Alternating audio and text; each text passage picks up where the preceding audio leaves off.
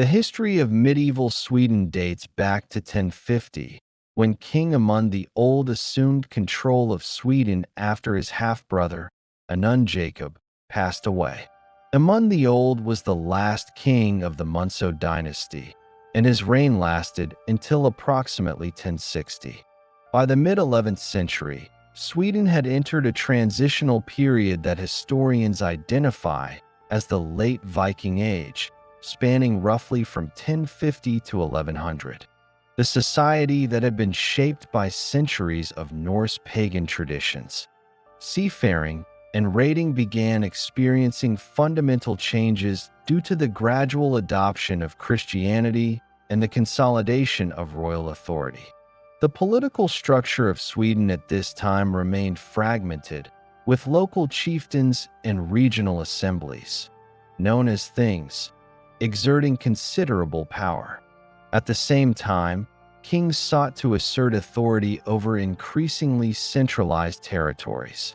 This period marks a critical stage in Sweden's integration into the broader Christian European sphere and the formation of a more coherent state. Christianization of Sweden had begun in earnest during the late 10th and early 11th centuries through missionary efforts from both Germany and England. Missionaries, such as Ansgar in the previous century, had established initial Christian contacts in the coastal regions and trading towns, but paganism remained the dominant belief system in most inland and northern areas. By 1050, a more sustained process of conversion had taken root, driven both by royal ambition and by political necessity. Conversion to Christianity was not simply a religious act. It was also a means for kings to consolidate power, standardize law, and integrate Sweden into the political and economic networks of Christian Europe, which included the Holy Roman Empire, Denmark, and Norway. King Stenkel, who ascended to the throne around 1060, is widely recognized as the central figure in the consolidation of royal power during this period. Stenkel's rule, lasting until approximately 1066, represented one of the earliest examples of an effective attempt to unify Sweden under a monarch who could exercise influence beyond his immediate region. Stenkel came from a noble family with ties to both Uppland and Västergötland, regions that had previously exercised considerable autonomy. Through strategic alliances, both marital and political, Stenkel strengthened his position and sought to extend royal authority into territories where local chieftains had previously dominated. His reign is particularly notable for its alignment with the Church and the promotion of Christianity as a state-sanctioned religion, which provided a dual mechanism for consolidating power. It legitimized royal authority and created a network of ecclesiastical officials who could administer justice and maintain loyalty to the crown. During this period, the organization of the Church in Sweden underwent significant developments. The first formal dioceses were established, although precise boundaries and jurisdictions remained fluid due to the uneven pace of conversion. Key episcopal sees were founded in Skara, established around 1014, but fully consolidated in the later 11th century, and in Västerås, which emerged as a center of ecclesiastical authority. Bishops served not only spiritual roles, but also administrative and judicial functions, often acting as intermediaries between local assemblies and the monarchy.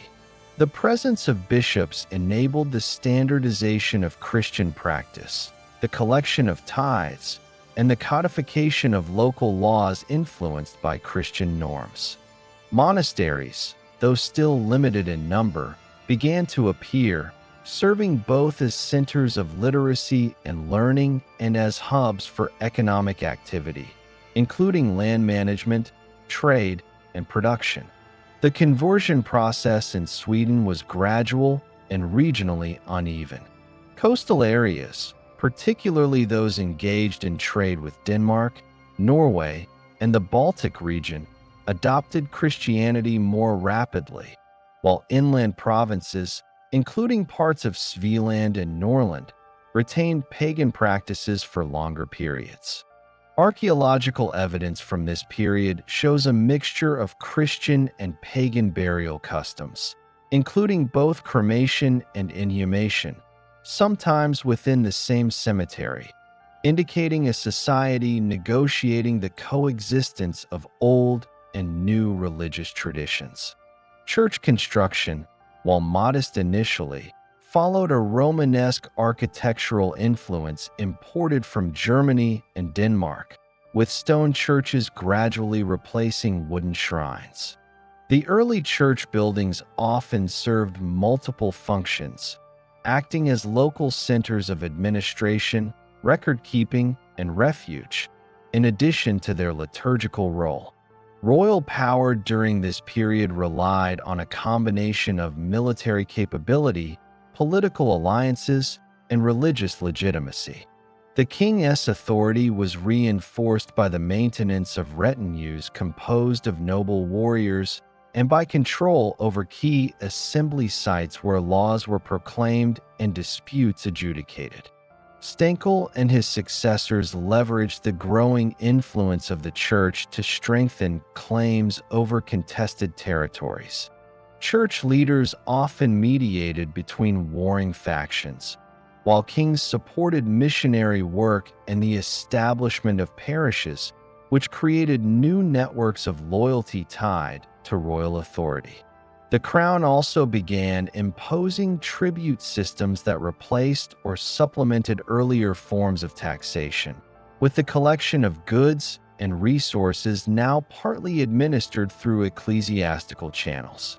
Sweden's interaction with neighboring Scandinavian kingdoms played a significant role in shaping its political landscape during the late 11th century. Alliances and conflicts with Denmark and Norway influenced both internal succession disputes and external military engagements. Swedish kings occasionally participated in raids or supported campaigns in Norway and Denmark, continuing the martial traditions inherited from the Viking Age, but the focus gradually shifted from overseas expeditions to the consolidation of domestic authority. Dynastic marriages between Swedish, Danish, and Norwegian royal families became an essential diplomatic tool, providing a framework for political stability while simultaneously facilitating the introduction of continental cultural and religious practices. Economic activity in Sweden during this period remained largely agrarian, but was increasingly integrated into regional trade networks. Trading towns such as Birka, though declining in importance, and other emerging market centers facilitated the exchange of furs, iron, and agricultural products for luxury goods from Germany and England. Christianization and the establishment of church institutions contributed to economic development by creating standardized systems of tithing and landholding that encouraged more consistent agricultural production and investment in local infrastructure. The church also played a role in literacy, record-keeping, and administration, which indirectly supported commercial activity and governance. By the end of the 11th century, the consolidation of royal authority, the institutionalization of Christianity, and the expansion of diocesan structures had laid a foundation for further political centralization. The monarchy was no longer solely dependent on personal loyalty from local chieftains, but could rely on a network of ecclesiastical and administrative structures to enforce law and order. While Sweden remained a fragmented and regionally diverse kingdom, the combined influence of kings and church authorities had begun to transform the political landscape into a more cohesive entity, capable of engaging with the broader Christian European world on both diplomatic and economic terms. In addition to domestic consolidation, Sweden's position in Northern Europe was increasingly defined by its role in trade and cultural exchange. Missionary activity continued to spread southward and eastward, influencing areas that would later become integrated into the Swedish kingdom, including parts of present-day Finland. The late 11th century also saw the standardization of legal codes influenced by Christian norms, including moral and ecclesiastical regulations, which gradually replaced older customary laws tied to clan and regional authority. The process of Christianization and consolidation of the monarchy set the stage for the dynastic struggles and regional conflicts that would dominate Sweden in the 12th and 13th centuries.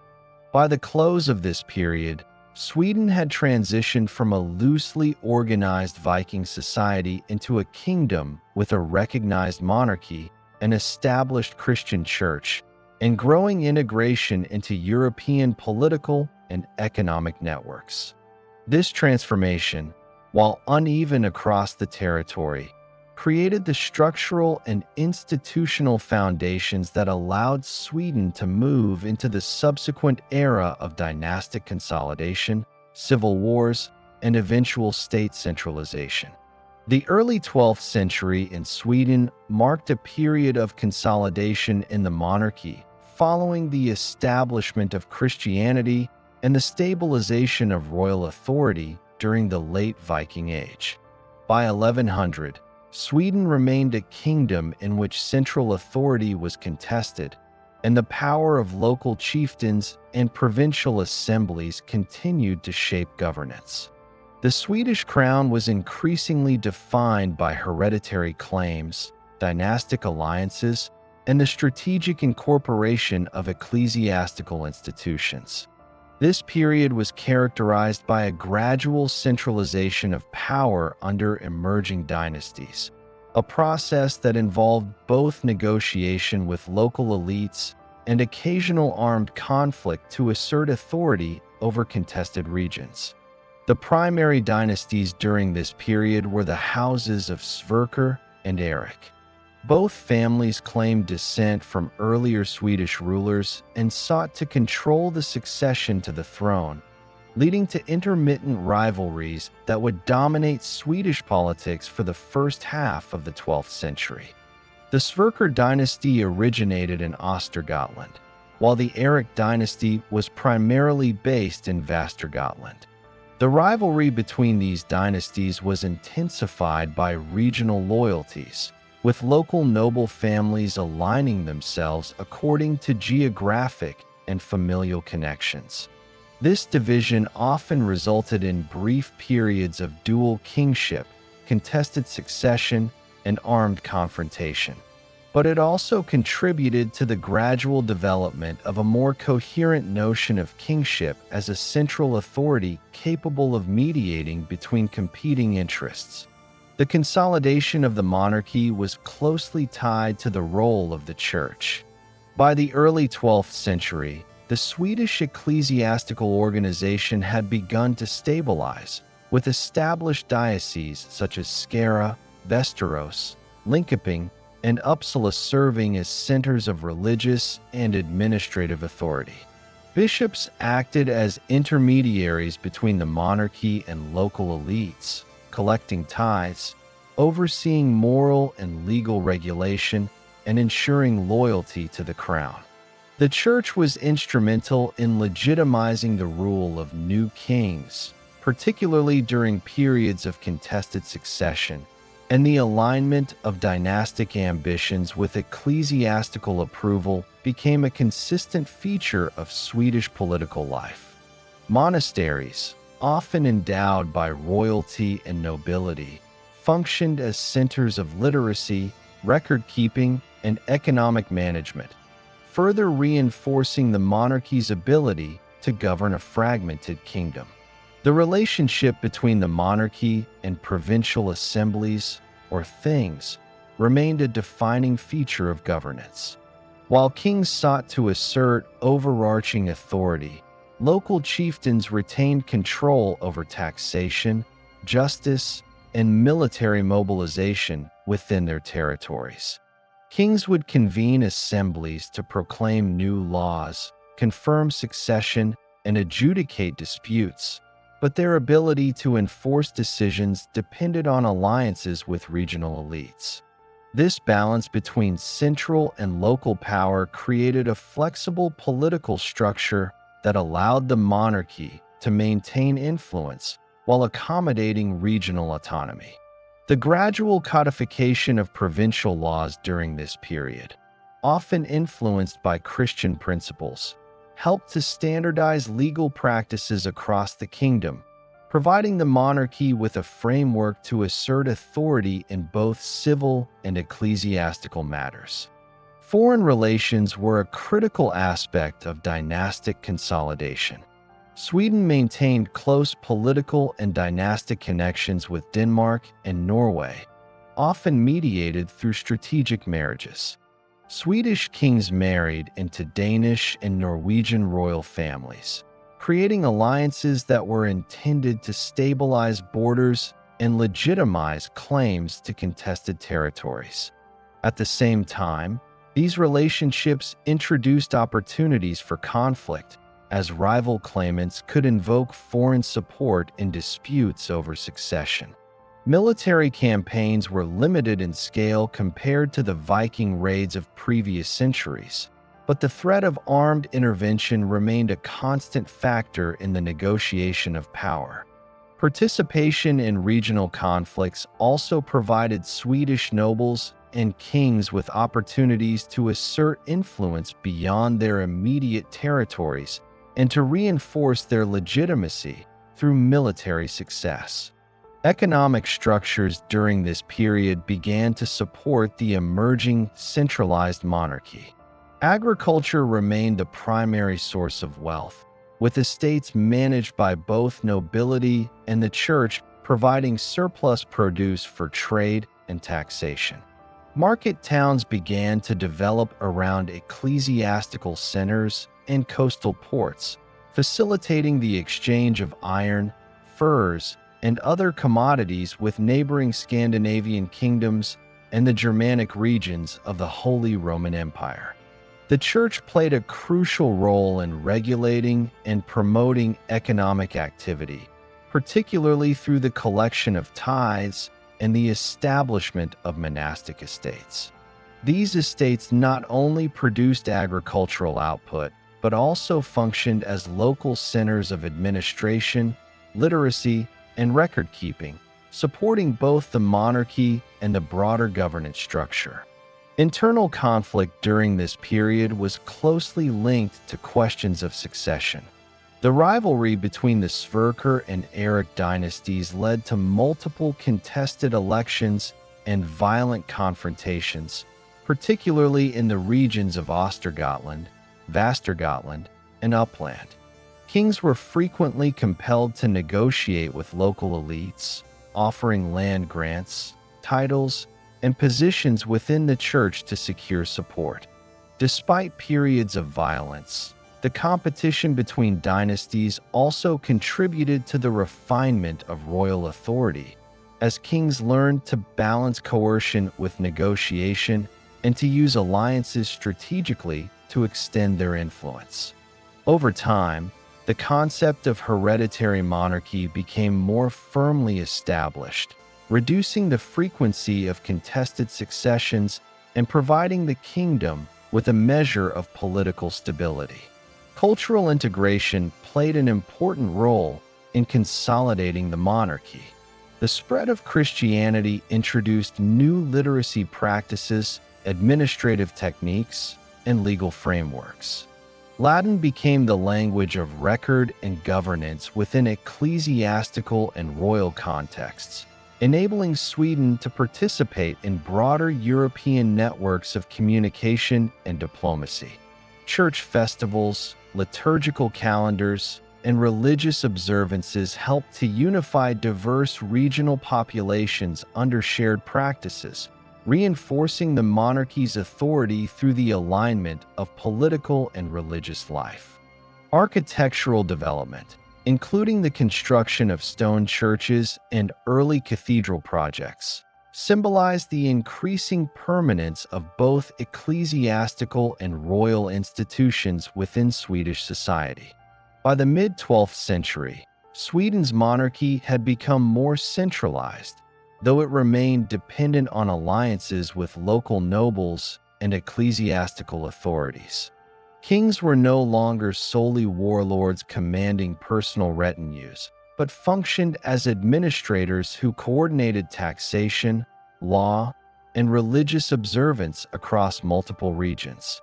The integration of church structures into governance, combined with the codification of laws and the strategic use of dynastic marriage, laid the foundation for the development of a unified state. While civil strife and regional autonomy persisted, the period from 1100 to 1150 represented a significant consolidation of monarchy and the establishment of practices that would shape Swedish governance for centuries. During this period, Sweden's position in the wider Scandinavian and European context continued to evolve. The kingdom engaged in diplomatic relations, trade, and occasional military operations with Denmark, Norway, and the Germanic states. These interactions not only influenced domestic politics, but also facilitated the transmission of ideas, technology, and religious practices. The establishment of a Christian monarchy allowed Sweden to participate in the emerging network of European polities, aligning its rulers with continental norms of governance, law, and religious authority. By 1150, the groundwork for Sweden's later political development was firmly in place. The central monarchy, while not absolute, exercised increasing authority over regional elites through legal codification, ecclesiastical cooperation, and strategic alliances. The rivalry between dynasties had strengthened the institutional role of the monarchy and demonstrated the importance of negotiation, military capability, and religious legitimacy in governance. Sweden had moved beyond the fragmented Viking model toward a more structured kingdom with integrated political, economic, and religious systems, setting the stage for the civil wars and territorial expansions of the late 12th and early 13th centuries. From 1150 to 1220, Sweden entered a period of sustained internal conflict marked by dynastic rivalry, regional fragmentation, and intermittent civil war. The preceding consolidation of monarchy under early dynasties had established the principle of hereditary kingship, yet Sweden remained politically decentralized, with significant power vested in provincial assemblies, local chieftains, and regional noble families. The Sverker and Erik dynasties, both asserting legitimate claims to the throne, engaged in prolonged contests for supremacy, shaping the political landscape and creating cycles of alliance, rebellion, and armed confrontation. This era is defined by the struggle to establish a stable central monarchy in the face of entrenched regional autonomy and competing noble interests. The Sverker dynasty, rooted in Östergötland, and the Erik dynasty, based in Västergötland, maintained alternating control of the throne. Succession during this period was rarely uncontested, and kingship often depended on securing the support of both regional elites and the church. The frequent deposition and restoration of rulers reflected the fragility of monarchical authority and the continuing influence of local power holders. For example, following the assassination of King Sverker I in 1156, Erik IX, also known as Saint Erik, ascended the throne, only for his reign to be challenged by rival claims from Sverker's supporters. Such cycles of conflict were not limited to the royal line, but involved broader networks of noble families whose loyalties were fluid, reflecting both regional interests and opportunities for territorial gain. Civil conflicts during this period often manifested as localized warfare, sieges, and skirmishes rather than large-scale campaigns. However, the cumulative effect of these conflicts was significant, resulting in population displacement, economic disruption, and instability in governance. Kings relied heavily on personal retinues of armed supporters drawn from the nobility and loyal vassals, and military loyalty was frequently transactional, tied to promises of land, titles, or ecclesiastical patronage. The monarchy's capacity to mobilize forces varied, dependent on both personal influence and the willingness of regional assemblies to provide resources and men for military campaigns. The church played a dual role during this era of fragmentation. On one hand, it provided legitimacy for ruling dynasties and mediated disputes between rival factions. Bishops were often instrumental in negotiating settlements and supporting candidates for kingship whose authority was aligned with ecclesiastical interests. On the other hand, the church maintained its own territorial and economic autonomy, with diocesan lands, monasteries, and tithes forming a significant independent power base. The interaction between monarchy and church during this period reflects a complex negotiation.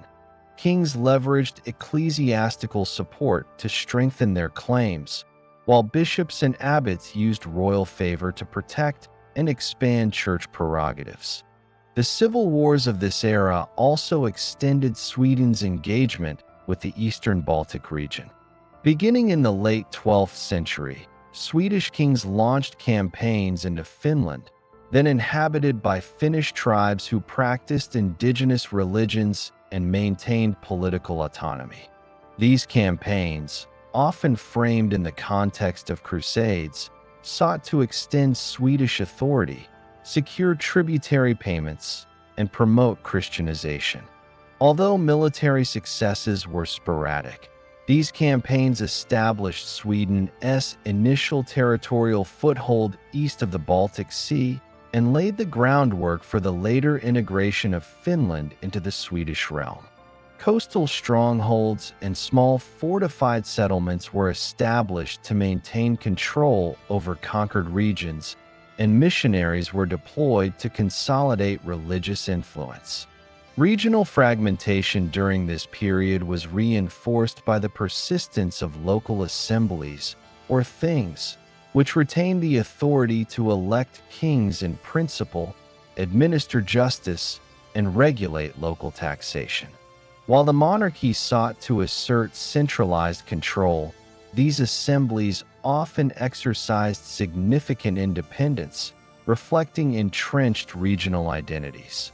Provinces such as Uppland, Västergötland, and Östergötland operated semi-autonomously, with noble families maintaining personal networks of loyalty that could override royal directives. The resulting political landscape was one of overlapping authorities, where kingship was exercised through negotiation, patronage, and military coercion rather than absolute centralized control. The struggle for succession also had international dimensions. Denmark and Norway maintained active involvement in Swedish dynastic disputes, offering support to rival claimants or seeking to influence Swedish politics to serve their own strategic interests. Marital alliances between Swedish, Danish, and Norwegian royalty provided opportunities for external powers to intervene, sometimes directly through military support or indirectly through mediation. The use of foreign allies in succession disputes became a recurring feature, demonstrating the interconnected nature of Scandinavian politics and the importance of dynastic diplomacy in determining the course of internal Swedish conflicts. Economically, Sweden remained predominantly agrarian, Yet regional centers experienced growth in trade and craft production. Market towns such as Sigtuna and Lodos functioned as hubs for commerce, linking local production to wider Scandinavian and Baltic trade networks. The civil wars affected trade flows, with periods of instability interrupting the movement of goods, while periods of relative peace allowed towns to expand in economic and administrative significance. The Church contributed to economic stability by enforcing tithes, managing estates, and maintaining records of land ownership, which provided a measure of continuity amid political turbulence. Military organizations during this period relied on feudal and kinship networks. Noble families maintained private forces, while the king's retinue consisted of both professional warriors and levied peasants. Fortifications were modest, typically including wooden motte and bailey structures, hill forts, and defensive enclosures that protected key settlements and ecclesiastical sites.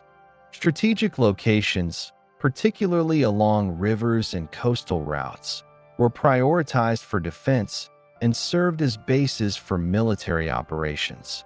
These fortifications also facilitated control over trade and taxation, integrating military and administrative functions within regional governance.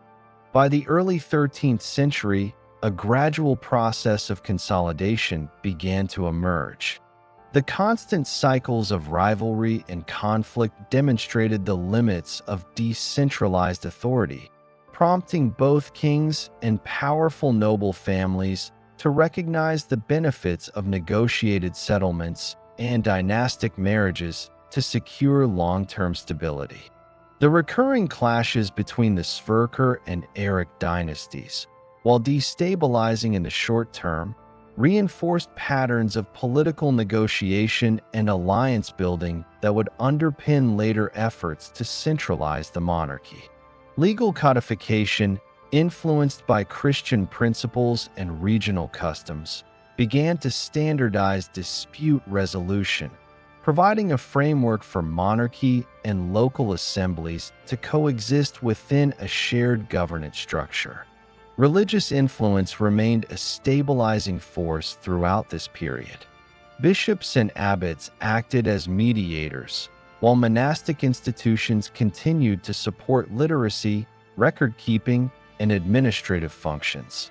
The integration of Christianity into legal codes, royal administration, and social practice reinforced the authority of both church and monarchy, providing channels through which centralized governance could gradually extend into previously autonomous regions. Missionary work in Finland and along the eastern Baltic coast continued, supported by both ecclesiastical and royal authorities, reflecting the broader strategic objective of expanding Swedish influence while reinforcing the kingdom's Christian identity. The civil wars and fragmentation of 1150 to 1220 fundamentally shaped Sweden's political, military, and ecclesiastical institutions. While the period was characterized by instability, it also fostered the development of mechanisms for conflict resolution, succession management, and regional governance that would be critical in later periods of state building. By combining dynastic negotiation, ecclesiastical support, and localized administration, Swedish kings laid the foundations for a more cohesive monarchy that could gradually assert authority across a geographically and politically fragmented kingdom. Population estimates for Sweden during this period are difficult to determine precisely, but evidence suggests a relatively small, dispersed population concentrated in agricultural villages, fortified settlements, and emerging market towns. This demographic distribution reinforced regional autonomy, as local elites exercised direct control over production, taxation, and military resources. Nevertheless, the ongoing interaction between monarchy, nobility, and church established a governance network capable of coordinating military campaigns, diplomatic relations, and internal administration, demonstrating the evolving capacity of the Swedish state despite ongoing civil conflicts. By 1220, the recurrent cycles of civil war and dynastic rivalry had begun to subside, and patterns of centralized authority, ecclesiastical integration, and regional negotiations set the stage for subsequent developments in Swedish history. The period of fragmentation provided the monarchy with critical experience in managing conflict, leveraging religious legitimacy, and coordinating with regional elites. Lessons that would influence the consolidation of provincial power, the codification of law, and the expansion of Sweden's influence in the Eastern Baltic in the decades to follow. From 1220 to 1250, Sweden experienced a notable shift in the balance of power between the monarchy and regional elites, marking the consolidation of provincial authority within an emerging feudal framework. The preceding century of dynastic rivalry and civil war had demonstrated both the potential and the limits of royal authority, highlighting the necessity for kings to negotiate with regional magnates to maintain stability. During this period, feudal structures became increasingly pronounced, with local nobles exercising control over land, taxation, and justice, while the monarchy worked to extend its influence through administrative reforms, alliances, and ecclesiastical integration. This era represents a critical stage in Sweden's transformation from a fragmented collection of territories into a more organized and hierarchical kingdom. The monarchy during this period remained central to political authority, but its power was increasingly exercised in conjunction with the interests of powerful noble families. Kings relied on alliances with regional lords to mobilize military forces, collect tribute, and administer justice, effectively creating a reciprocal relationship between crown and provincial elite.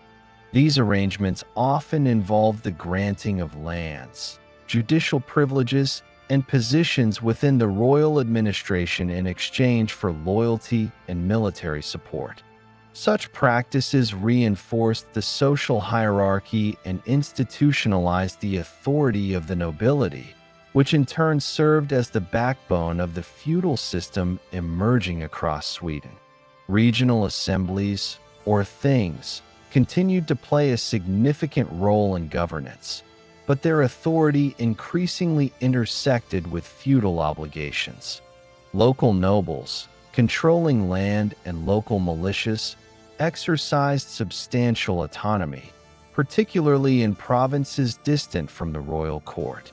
They administered justice, oversaw taxation, and coordinated defense, acting as intermediaries between the monarchy and the local population. The monarchy's influence over these regions relied on a combination of negotiation, patronage, and coercion, as kings sought to standardize governance while respecting established local power structures. Codification of provincial laws, reflecting both customary practices and Christian norms, became an important tool in reinforcing royal authority across diverse territories. The church remained a central institution in consolidating both feudal structures and royal authority. Bishops and abbots continued to serve as intermediaries between the crown and local elites, while monastic estates expanded their influence over land management, education, and economic production. The Church's legal jurisdiction over moral and ecclesiastical matters reinforced its role as an agent of social regulation and stability. Diocesan networks, including those centered in Skara, Västerås, Linköping, and Uppsala, provided a framework for integrating diverse regions into the emerging feudal system as ecclesiastical officials administered tithes, monitored adherence to Christian practices, and facilitated communication between the crown and provincial nobility. Economic activity during this period reflected the increasing importance of feudal structures. Landholding patterns became more hierarchical, with large estates controlled by noble families and ecclesiastical institutions. Peasant tenants cultivated these estates and were obligated to provide rent, labor, or a share of agricultural produce as tribute. Market towns, such as Sigtuna, Lodos, and Norrköping, continued to grow as centers of trade, linking local production to Scandinavian and Baltic commerce. The collection of tithes and rents was formalized, and the church's involvement in estate management and record-keeping contributed to greater economic stability and predictability.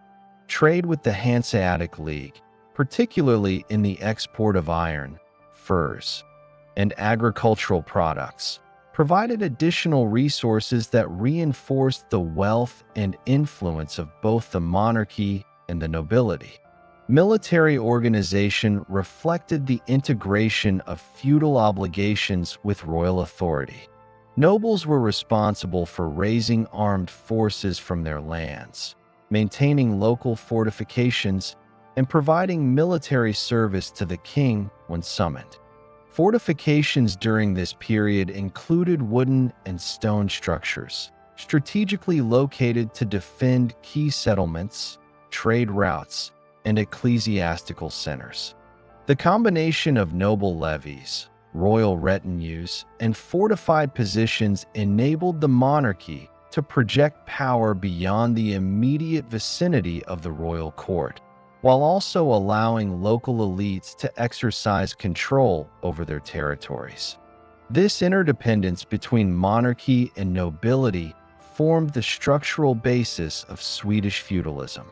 The period also saw continued efforts by the monarchy to consolidate control over contested regions and integrate newly subdued territories. Campaigns in the Eastern Baltic, particularly in present-day Finland, extended Swedish influence, as local tribes were gradually brought under royal authority through military, diplomatic, and ecclesiastical means. Swedish kings supported the establishment of fortifications, parishes, and ecclesiastical infrastructure in these regions, ensuring both administrative control and the spread of Christianity. These efforts facilitated Sweden's long-term expansion eastward and laid the groundwork for subsequent territorial integration. Legal codification advanced significantly during this period. Provincial laws, which had previously been transmitted orally and administered locally, were increasingly recorded in writing, incorporating both customary law and Christian principles. These legal codes addressed matters of property, inheritance, taxation, and criminal justice, creating a more uniform framework for governance. The standardization of legal practices enabled kings to assert authority more effectively, particularly in disputes between noble families or between provincial elites and the crown. The integration of ecclesiastical law further reinforced the monarchy's capacity to regulate both secular and spiritual matters across a fragmented territory. Dynastic politics continued to shape the monarchy and provincial relations. Strategic marriages between royal families and powerful noble houses reinforced alliances, secured territorial claims, and reduced the likelihood of open conflict. These marital networks also linked Sweden to other Scandinavian and European powers, facilitating diplomacy and trade. The period witnessed the emergence of influential noble families whose power rivaled that of the monarchy in certain regions, reflecting the decentralized nature of political authority. The balance of power between the crown and the nobility required continuous negotiation and the careful management of competing interests. Religious life was increasingly intertwined with governance and social structure. Monastic institutions played a central role in education, literacy, and the administration of estates. Monks and nuns maintained records of land tenure, legal transactions, and ecclesiastical obligations, providing a foundation for both secular and religious administration. The construction of stone churches and the expansion of diocesan networks reflected the monarchy's and the church's joint efforts to reinforce centralized authority while respecting regional autonomy. Christian ritual and liturgy became standard across the kingdom, contributing to a shared cultural and legal framework that transcended local customs. Social stratification became more pronounced during this period. A distinct hierarchy emerged, with the monarchy at the apex, followed by noble families, clergy, and a free peasantry obligated to provide labor and tribute. The consolidation of feudal structures formalized social obligations and clarified the roles of different groups within the kingdom. Nobles exercised jurisdiction over peasants, administered justice, and maintained armed forces, while the church provided spiritual guidance and moral oversight.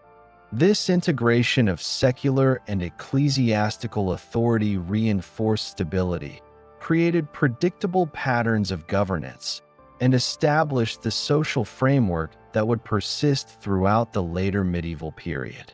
By 1250, Sweden had undergone significant institutional development. The interplay of monarchy, nobility, and church had produced a more coherent system of governance, characterized by provincial autonomy within a hierarchical and feudal framework. The monarchy exercised authority through negotiation, patronage, and military power, while local elites maintained substantial control over land and taxation. Ecclesiastical structures reinforced legal and administrative practices, facilitated the spread of Christianity, and supported the growing central authority of the crown. Trade and economic organization provided resources to sustain both local and royal power, while military and legal systems established mechanisms for maintaining order and defending territorial integrity. From 1250 to 1300, Sweden's political and territorial ambitions expanded eastward, reflecting both the consolidation of internal authority and the desire to project influence into the Baltic region. This period is most notably defined by the Swedish crusades to Finland, which combined military, religious, and administrative objectives. The campaigns of this era were undertaken to subjugate and convert Finnish tribes, secure tributary obligations, and establish a presence in a strategically important region bordering the Gulf of Bothnia and the broader eastern Baltic. The expansion into Finland represented a critical stage in the development of Sweden as a medieval kingdom capable of extending authority beyond its traditional heartlands. Swedish kings during this period relied on both military expeditions and ecclesiastical sanction to legitimize their campaigns. The church supported these operations as part of the broader effort to Christianize pagan populations, framing military action as a continuation of the crusading movement that had gained prominence in Europe. Bishops and abbots played roles in organizing missionary activity, overseeing the construction of churches and chapels in newly subjugated regions, and integrating the local population into the ecclesiastical hierarchy. Missionaries, often accompanied by armed escorts, established parishes, collected tithes, and promoted the adoption of Christian customs, reinforcing Swedish authority while expanding the reach of the church. The nature of military organization during the Finnish campaigns reflected the feudal structures of Sweden. Nobles were responsible for raising levies from their estates, while the king maintained a retinue of professional warriors and household troops. Campaigns were seasonal, conducted primarily during the summer months when navigation across the archipelagos of the Gulf of Bothnia and inland waterways was feasible. Swedish forces established temporary forts and wooden strongholds along the coast and river systems to secure supply lines, protect newly conquered settlements, and project authority into the interior. These fortifications facilitated both military and administrative control, enabling the crown to maintain a presence in regions that remained culturally and politically distinct from central Sweden. The campaigns targeted Finnish tribes who maintained their own social structures, religious practices, and political autonomy. Resistance varied across regions, with some communities submitting through negotiation and tribute, while others resisted militarily. Swedish forces imposed tribute obligations on conquered areas, which included agricultural products, furs, and other local resources. These payments supplemented the crown's revenue, strengthened noble holdings, and incentivized further colonization and settlement. The integration of Finland into Sweden's sphere of influence was gradual, reflecting both logistical challenges and the persistence of local autonomy. Yet it laid the foundation for the eventual inclusion of Finnish territories within the Swedish kingdom. Trade and economic considerations were central to the Swedish expansion eastward. Control over the Gulf of Bothnia and access to the eastern Baltic facilitated commerce with Germanic regions, including the Hanseatic League, which dominated trade in northern Europe. Timber, iron, furs, and agricultural produce from Finland supplemented Swedish exports, while imports of luxury goods, salt, and silver strengthened the crown and the nobility. Coastal settlements and emerging market towns served as nodes for this exchange, combining military, administrative, and economic functions. The crown's ability to extract tribute and manage trade routes reinforced its authority and underscored the strategic importance of expansion into Finland. Legal and administrative structures followed territorial expansion. Swedish kings extended codified provincial laws into newly subdued areas, adapting local practices to align with both secular and ecclesiastical norms. The establishment of parishes and diocesan oversight provided mechanisms for monitoring adherence to law, collecting taxes and tithes, and enforcing moral and social regulation. Local leaders were incorporated into the governance framework, balancing the retention of traditional authority with obligations to the crown and the church. This process gradually integrated Finnish communities into Swedish political and ecclesiastical networks, creating the structures necessary for long-term territorial control. The expansion eastward was also shaped by broader geopolitical considerations. Sweden's eastern campaigns coincided with the growing influence of Denmark, Norway, and the emerging powers in the Baltic region. Competition for influence over trade, navigation routes, and territorial claims required careful diplomacy and, at times, military confrontation. Swedish kings leveraged dynastic alliances, ecclesiastical support, and feudal obligations to maintain their position relative to neighboring powers. These efforts not only secured Swedish control over Finland, but also positioned the kingdom strategically within the network of northern European states. Social and cultural integration accompanied military and administrative efforts. Conversion to Christianity was a central objective, facilitated by the establishment of churches, missionary activity, and the influence of Swedish settlers and noble administrators. While pagan practices persisted in some areas, particularly in remote inland regions, the combination of ecclesiastical oversight, military presence, and tribute obligations gradually imposed a framework for governance consistent with Swedish norms. Settlement patterns included both fortified sites for military control and rural villages for agricultural production, integrating economic and defensive strategies. Population distribution and demographics played a role in shaping the campaigns. Finnish communities were dispersed, with clusters of villages along rivers, lakes, and the coastal archipelagos. The Swedish crown and nobility relied on regional knowledge provided by allies and local intermediaries to conduct military operations, establish settlements, and collect tribute. Settlement efforts by Swedish colonists, often in strategic locations near rivers and trade routes, reinforced control, provided agricultural output, and facilitated communication between the crown and the periphery. The consolidation of authority in Finland during this period also contributed to the evolution of Swedish feudal structures.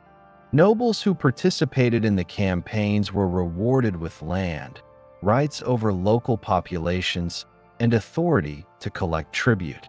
This strengthened the hierarchy of power within Sweden and extended the reach of the crown while simultaneously embedding regional elites in governance. Ecclesiastical authorities played a parallel role, administering tithes, overseeing parishes, and supporting the integration of local populations into the Christian social and legal order. By the late 13th century, the combination of military, economic, legal, and religious strategies had established a significant Swedish presence in Finland. While full integration of the region remained incomplete, the foundation for long-term territorial control had been laid. The campaigns and subsequent colonization reinforced the monarchy's authority, expanded Sweden's geopolitical influence in the Baltic, and strengthened the role of the church in mediating and legitimizing power. The period also demonstrated the adaptability of Swedish institutions in extending governance into regions with distinct cultural and political traditions. Throughout 1250 to 1300, Sweden maintained a careful balance between coercion and negotiation. Military force secured strategic locations, tribute obligations supplemented resources, and religious conversion provided legitimacy. Administrative structures, including parishes, diocesan oversight, and provincial laws, created mechanisms for governance that could be extended gradually across a diverse and partially resistant population. These processes exemplify the integration of feudal, ecclesiastical, and royal authority during a period of territorial expansion. The Swedish campaigns to Finland illustrate the intersection of political ambition, religious mission, and economic strategy.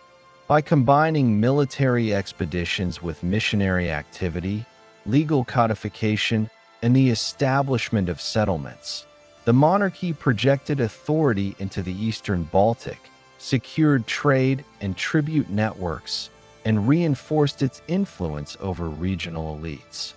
This period represents a critical stage in Sweden's medieval history, reflecting both the challenges of territorial expansion and the strategies employed to integrate new lands into the kingdom's political, social, and economic framework. By 1300, the Swedish presence in Finland had become an established aspect of the kingdom's eastern policy. The integration of ecclesiastical structures, the imposition of tribute, and the establishment of settlements and fortifications created a durable framework for governance. These developments not only extended the monarchy's reach, but also provided a model for future territorial consolidation, demonstrating the capacity of Sweden's medieval institutions to adapt to regional diversity while reinforcing centralized authority. From 1300 to 1350, Sweden underwent a period of consolidation in both monarchical authority and legal structures, reflecting the ongoing maturation of medieval governance following a century of civil wars and regional fragmentation. Swedish kings increasingly sought to centralize authority while balancing the influence of regional nobles and ecclesiastical institutions.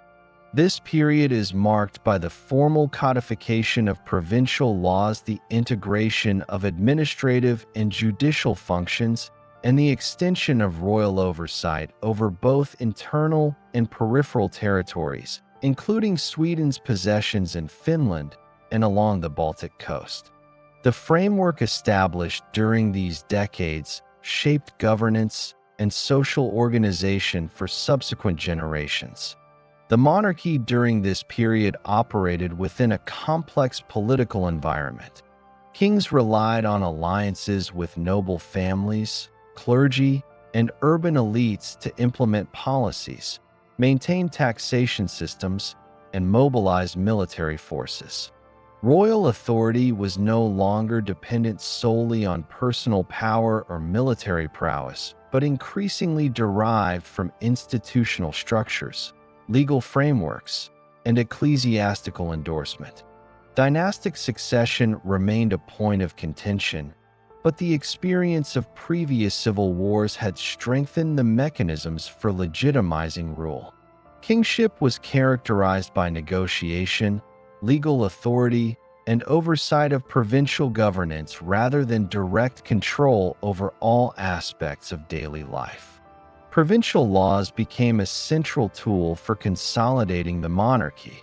Existing regional codes, which had previously been transmitted orally and administered by local assemblies, were increasingly recorded in writing. These codifications addressed civil, criminal, and property law, establishing uniform practices for inheritance, land tenure, taxation, and dispute resolution. Codified law strengthened royal authority by providing a standardized framework applicable across multiple regions, reducing arbitrary local practices and allowing the crown to intervene in disputes between noble families, urban elites, and ecclesiastical authorities. In addition, the integration of Christian principles into law codification reinforced the moral and social order of the kingdom, giving the monarchy additional legitimacy in regulating both secular and spiritual matters. Administrative centralization advanced alongside legal codification. The monarchy appointed officials to oversee taxation, collect fines, and ensure compliance with royal directives. These officials included sheriffs, bailiffs, and other representatives who acted as intermediaries between the crown and local populations.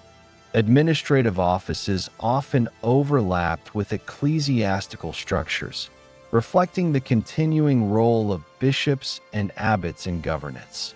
This dual system, combining secular and ecclesiastical administration, allowed the monarchy to exert influence over regions that remained partially autonomous while maintaining the loyalty of local elites through shared governance responsibilities. Urban centers played an increasingly important role in the kingdom's consolidation. Towns such as Sigtuna, Lodos, and Visby expanded as commercial hubs, facilitating trade with the Hanseatic League and other Baltic and Scandinavian regions. These towns provided a source of revenue through market taxes, customs duties, and levies, while also serving as administrative and judicial centers. Guilds and urban elites gained influence within municipal governance, often negotiating privileges with the crown in exchange for economic support and military assistance. The interaction between monarchy and urban centers exemplified the growing complexity of governance and the integration of economic structures into the consolidation of royal authority. The Black Death reached Sweden in the mid-14th century, producing profound demographic, social, and economic effects.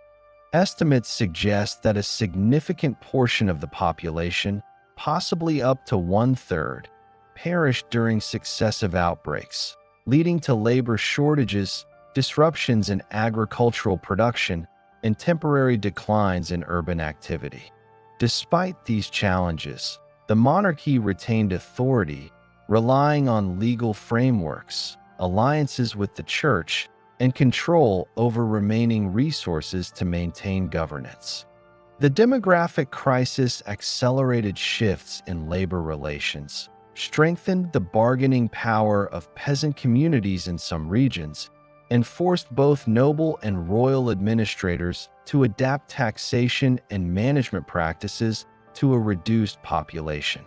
Military organization during this period reflected both internal and external priorities. Nobles maintained armed retinues, while the crown continued to call upon regional levies for campaigns and defense. Fortifications, including wooden and stone castles, were strategically maintained along trade routes, river crossings, and coastal areas to protect economic and political interests. Naval power along the Baltic coast became increasingly significant as Sweden sought to secure trade routes, maintain control over outlying territories, and respond to potential threats from Denmark, Norway, or German principalities. Coordination between nobility, clergy, and royal officials facilitated mobilization, reinforcing the monarchy's capacity to project power without relying solely on personal retinues. The codification of law and expansion of administrative oversight also strengthened the monarchy's ability to manage taxation. Taxes included levies on land, produce, and urban commerce, supplemented by tithes administered by the church. Regional nobility collected local dues and provided a portion to the crown, while royal officials ensured compliance and addressed disputes.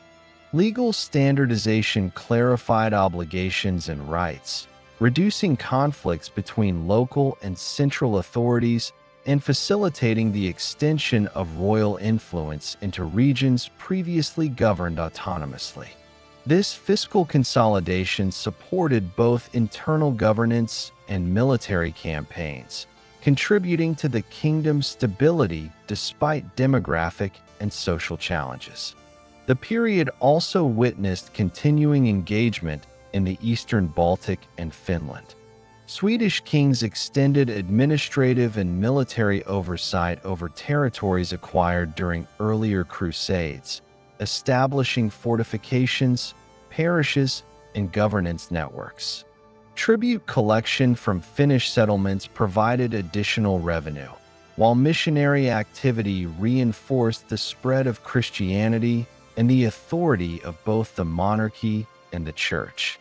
These eastern possessions became integrated into Sweden's broader political and legal framework, demonstrating the monarchy's capacity to manage diverse and geographically distant territories through standardized administration and codified law. Dynastic and political relations with neighboring Scandinavian and Baltic states continued to influence governance and strategy. Marriages between Swedish, Danish, and Norwegian noble families reinforced alliances and provided legitimacy to succession claims, while at times prompting diplomatic or military confrontations. These external relations were closely linked to domestic consolidation, as the crown relied on international support to stabilize internal politics and secure territorial interests. Sweden's participation in Baltic trade networks and diplomatic engagements also reinforced economic and political cohesion, linking internal administrative reforms to broader regional dynamics. Religious institutions maintained a central role in consolidating royal authority. Monasteries and cathedral chapters provided literacy, record-keeping, and judicial oversight, complementing royal administration. Bishops mediated disputes among nobles, ensured compliance with laws, and facilitated the integration of Christian norms into local governance. Ecclesiastical courts and royal officials operated in coordination, creating overlapping yet complementary systems of authority. The Church's influence reinforced both moral and political legitimacy, enabling kings to govern through institutionalized frameworks rather than relying solely on personal power or coercion. Social stratification during this period became increasingly formalized. The hierarchy included the monarchy, high nobility, regional lords, clergy, urban elites, and free peasants. Feudal obligations structured relationships between social groups, with land tenure, military service, taxation, and judicial authority clearly delineated. The codification of laws provided legal clarity, reinforced obligations, and created mechanisms for resolving disputes. While local autonomy persisted in some regions, the combined influence of monarchy, nobility, and church established a predictable governance framework that could adapt to crises, including demographic shocks like the Black Death. By 1350, the monarchy had achieved a degree of centralization that strengthened royal authority relative to earlier periods. Codified provincial laws, standardized administrative systems, and integration with ecclesiastical networks enabled the crown to exercise influence across diverse territories. Nobles retained regional power, but their authority was increasingly defined and limited by legal obligations, feudal duties, and coordination with royal officials. Urban centers provided economic and administrative support, while military and ecclesiastical structures reinforced governance. These developments represent a critical stage in the evolution of Sweden as a centralized medieval kingdom capable of managing both internal and external challenges. From 1350 to 1389, Sweden's political landscape was shaped by dynastic developments that ultimately led to the formation of the Kalmar Union, a personal union uniting Sweden, Denmark, and Norway under a single monarch. This period followed the consolidation of monarchical authority and legal codification of the early 14th century, yet it was marked by recurring instability, external pressures, and negotiations over succession. Sweden remained a semi-autonomous kingdom with its own legal and administrative systems, but the dynastic entanglements and succession crises of the later 14th century gradually drew the kingdom into a broader Scandinavian political framework. The mid-14th century was still defined by the consequences of the Black Death, which had reduced the population significantly and affected both economic and military capacity. The demographic decline created labor shortages, reduced agricultural output, and increased the bargaining power of surviving peasants and urban laborers. Despite these challenges, Swedish kings maintained authority by leveraging legal codifications, ecclesiastical alliances, and loyalty from regional nobles. Fortifications were maintained and expanded, particularly along strategic trade routes, rivers, and the Baltic coast, to protect settlements and assert control over economically and militarily significant areas. Succession crises became central to Sweden's political developments during this period. King Magnus IV, also known as Magnus Eriksson, reigned from 1319, and his rule extended into the mid-14th century. Magnus inherited a composite monarchy, ruling Sweden and Norway simultaneously, which created opportunities and tensions within both kingdoms. His authority was challenged by local nobility in Sweden, particularly in the provinces of Uppland, Västergötland, and Östergötland, where regional magnates maintained substantial autonomy. The crown relied on alliances with the church and influential noble families to stabilize its rule and enforce taxation and judicial authority. Magnus' attempts to maintain control were complicated by fiscal pressures, as the crown sought to finance military campaigns, fortification construction, and administration across a dispersed population. Taxation was increasingly codified, with clear obligations for landowners, towns, and ecclesiastical estates. Noble families were expected to provide military service and resources in proportion to their landholdings. When resistance arose, the monarchy had to negotiate settlements that balanced central authority with local privilege, illustrating the delicate interplay between feudal obligations, dynastic legitimacy, and regional autonomy. Dynastic politics across Scandinavia played a critical role in shaping Sweden's trajectory. Marital alliances and inheritance rights were key instruments for consolidating power. Magnus Eriksson married Blanche of Namur, strengthening connections to continental Europe, while inter-Scandinavian marriages linked Swedish, Danish, and Norwegian royal families, setting the stage for broader political unification. These dynastic ties allowed for claims to multiple thrones and provided mechanisms for resolving succession disputes without direct military confrontation, although in practice, negotiations were frequently accompanied by localized conflicts and noble rebellions. By the latter half of the 14th century, increasing pressure from both internal and external actors facilitated the emergence of the Kalmar Union. The union was formalized through the intervention of Queen Margaret I of Denmark, who, following the deaths of multiple heirs, positioned herself as the unifying figure for the three kingdoms. Margaret's ascendancy was facilitated by her ability to negotiate with Swedish and Norwegian nobles, securing recognition through promises of autonomy for local assemblies, protection of privileges, and respect for existing legal structures. The union represented a personal monarchy rather than a centralized state, allowing each kingdom to maintain distinct governance systems while sharing a sovereign. Internal Swedish politics remained complex during this period.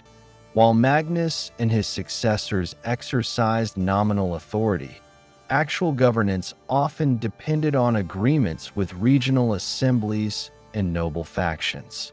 Provincial autonomy persisted, and the king's ability to intervene directly was constrained by entrenched feudal obligations, regional loyalties, and the continuing influence of the church. Bishops and abbots mediated disputes, collected tithes, and facilitated communication between the crown and local communities, reinforcing both religious and secular authority in a decentralized context. The economic landscape was closely intertwined with dynastic and union politics. Trade with the Hanseatic League and other Baltic partners remained crucial to the kingdom's revenue. Swedish towns, including Visby on Gotland, Lodos, and Sigtuna, functioned as commercial hubs linking domestic production with wider European markets. Tariffs, customs duties, and market taxes were administered by local officials in coordination with royal representatives, providing the monarchy with a mechanism for both revenue collection and influence over urban centers.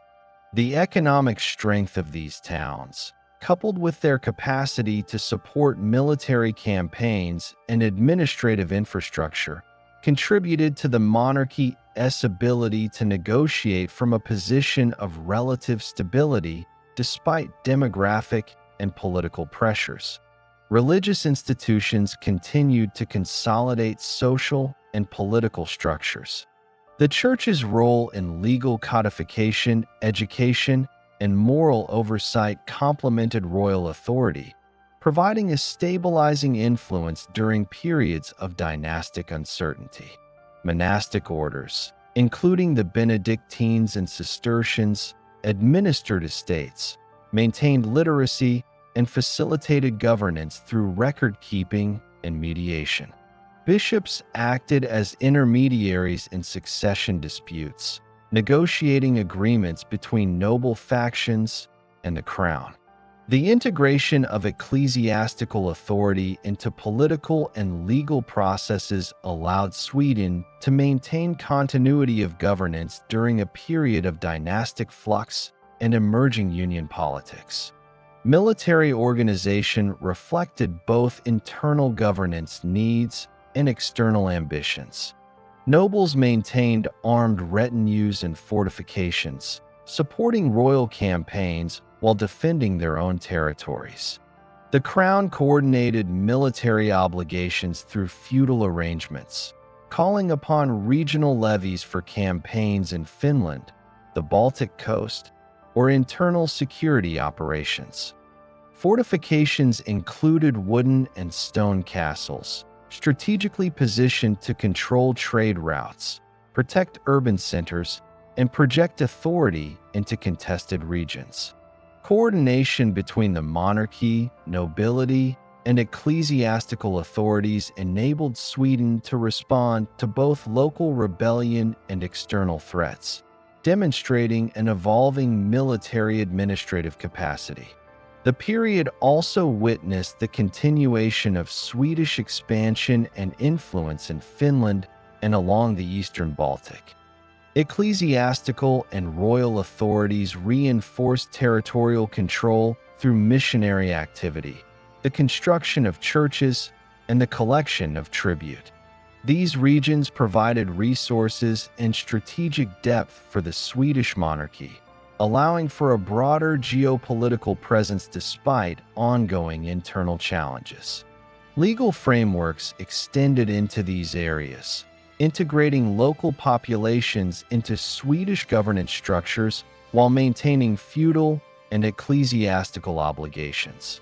By the end of the 1380s, the formal establishment of the Kalmar Union had created a personal monarchy under Queen Margaret I, uniting Sweden, Denmark, and Norway.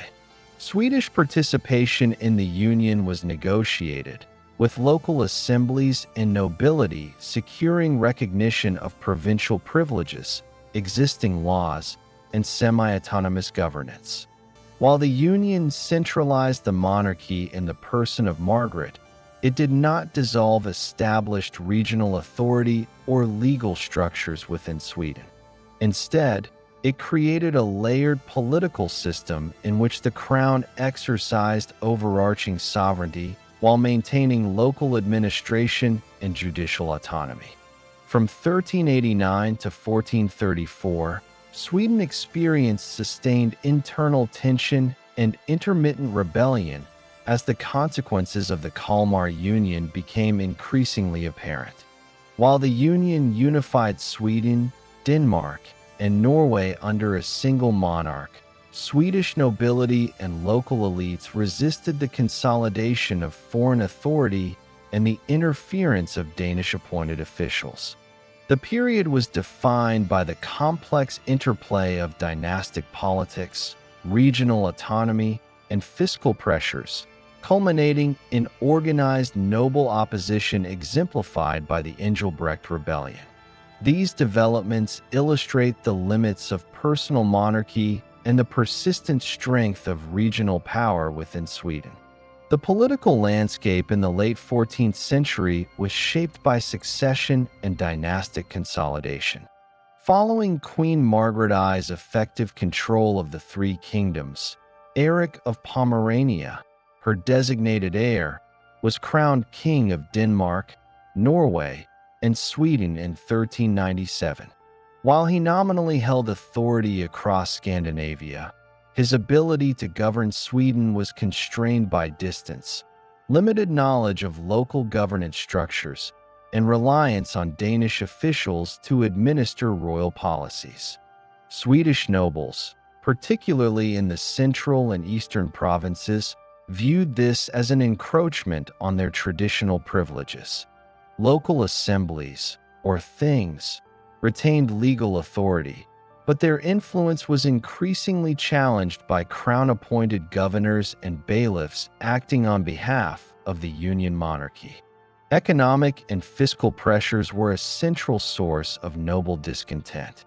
The monarchy sought to finance operations across the three kingdoms, including military campaigns and the maintenance of a royal court, through taxation and the collection of dues.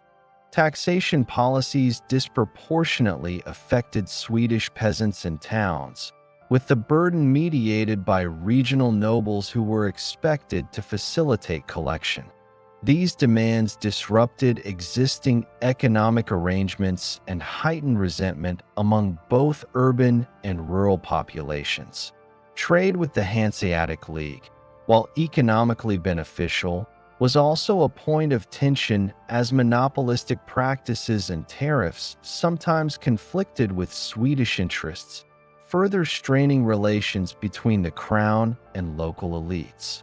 The late 14th and early 15th centuries also saw the continuation of noble factionalism within Sweden. Powerful families, including the Oxenstierna, Vasa, and Bond dynasties, exercised substantial regional authority and sought to protect their lands and legal privileges against external interference. These factions frequently negotiated, allied, or contested royal authority depending on their interests. The crown's attempts to impose Danish officials into administrative positions were perceived as threats to autonomy, provoking localized resistance. Coordination between nobles often involved both legal channels through assemblies and, when necessary, armed mobilization. Religious institutions maintained a stabilizing yet dual role during this period. Bishops and abbots continued to administer ecclesiastical courts, collect tithes, and mediate disputes, often acting as intermediaries between the monarchy and local elites. While the church supported the Christian order and legal codification, it also defended established privileges and property rights, making it an ally of regional power at times. The integration of ecclesiastical authority with secular governance allowed Swedish elites to negotiate concessions, challenge fiscal impositions, and legitimize resistance against perceived overreach by the crown. The Engelbrekt Rebellion of 1434 represents the culmination of these tensions, although its roots extend across the preceding decades. Swedish miners and peasants in the Bergslagen region initially protested excessive taxation and mistreatment by Danish-appointed officials, highlighting the broader intersection of fiscal pressure, regional autonomy, and social obligation. Engelbrekt Engelbrektsson, a nobleman with regional influence, emerged as the leader of these protests, uniting miners, peasants, and dissatisfied lesser nobles into a coordinated resistance movement. The rebellion demonstrated the capacity of local elites to mobilize both armed and administrative resources against the monarchy, reflecting the limits of central authority under the Kalmar Union. Military organization during this period was shaped by feudal obligations and local autonomy. Nobles raised troops from their estates in response to both external threats and internal disturbances, while the crown relied on Danish officials to coordinate levies and enforce order. Fortifications, including castles and fortified towns, were strategically maintained to protect trade centers, administrative seats, and key settlements. Swedish forces, under leaders like Engelbrekt, leveraged knowledge of local terrain, access to regional militias, and coordination with sympathetic nobles to challenge royal authority, demonstrating the persistence of decentralized power in Sweden. Urban centers played a critical role in the resistance movement. Towns such as Västerås, Arboga, and Lodos provided logistical support, supplies, and political influence, functioning as hubs for organizing both fiscal and military opposition. Urban elites, including merchants and guild leaders, often sided with noble and peasant factions when royal policies threatened trade or local economic stability. This alignment illustrates the interconnectedness of economic, military, and political factors in shaping resistance to foreign influence and central authority. Legal frameworks were simultaneously a tool of governance and a means of resistance. Swedish provincial laws provided mechanisms for nobles and local assemblies to assert rights, mediate disputes, and negotiate with the crown.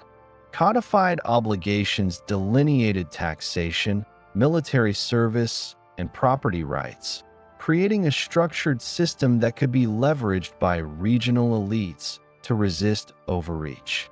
Ecclesiastical courts supplemented these secular frameworks, adjudicating disputes and ensuring compliance with both moral and legal norms.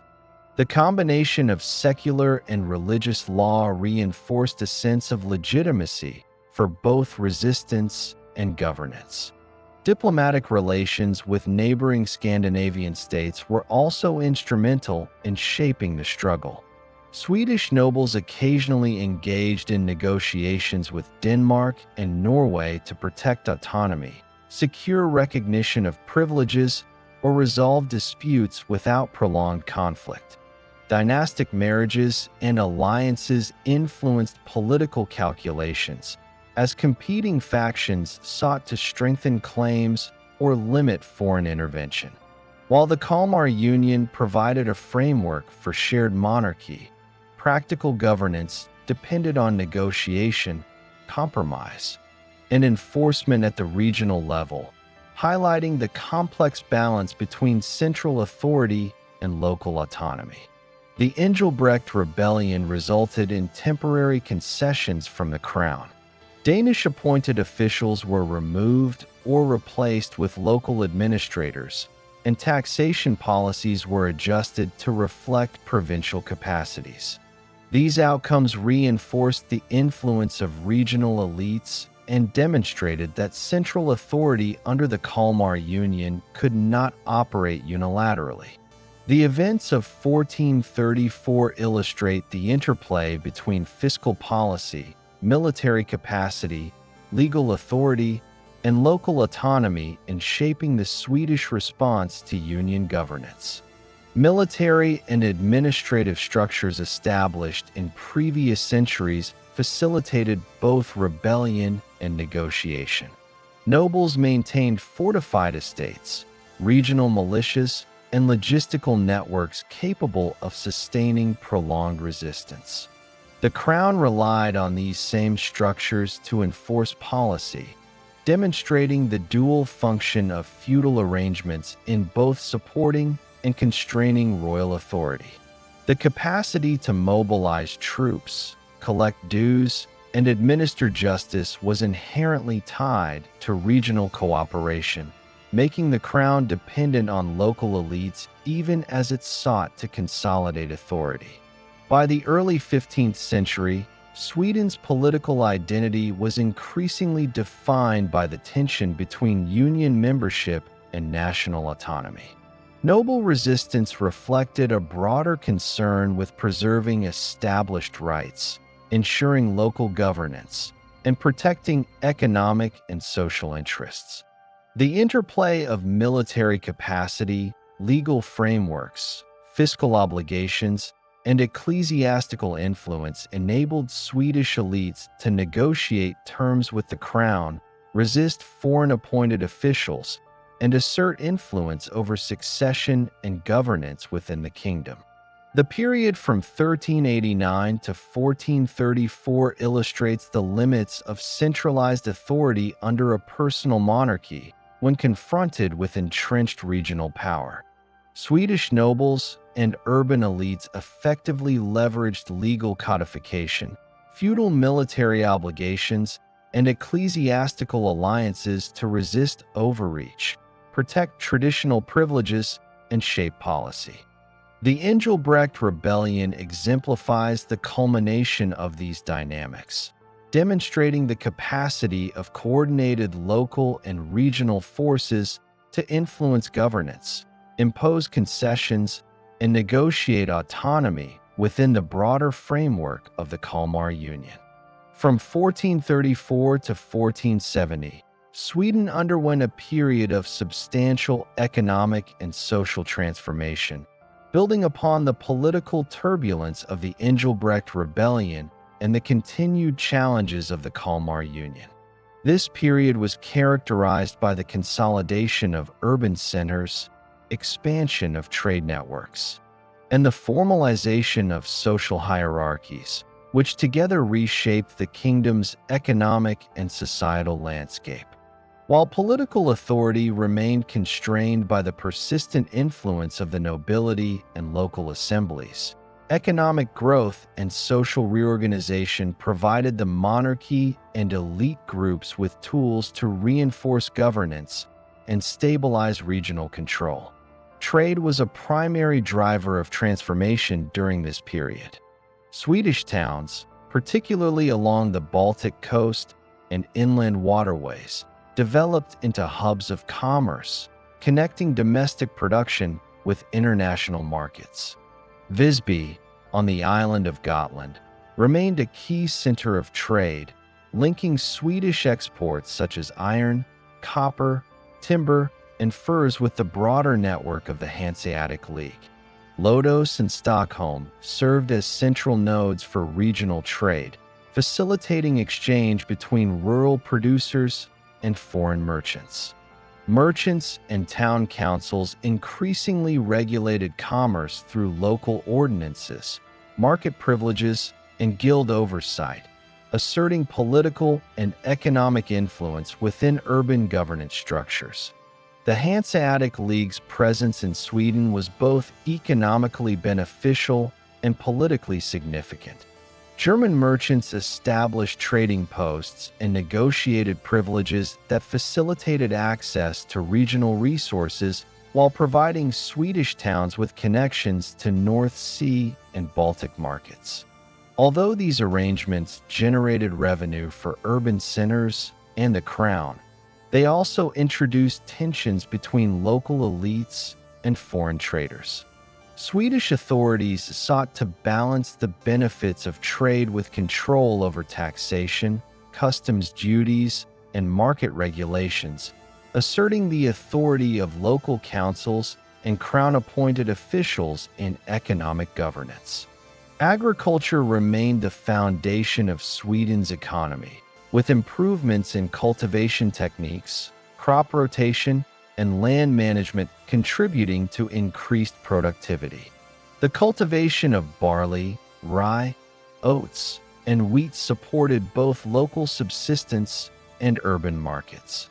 Livestock rearing, particularly of cattle, sheep, and pigs, complemented crop production, providing food, labor, and raw materials such as hides and wool.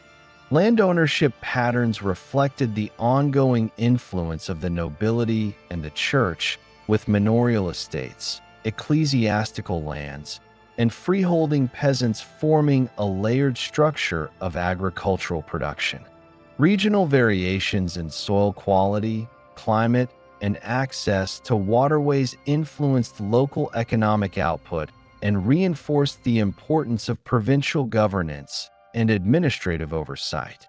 Social stratification became more pronounced during this period.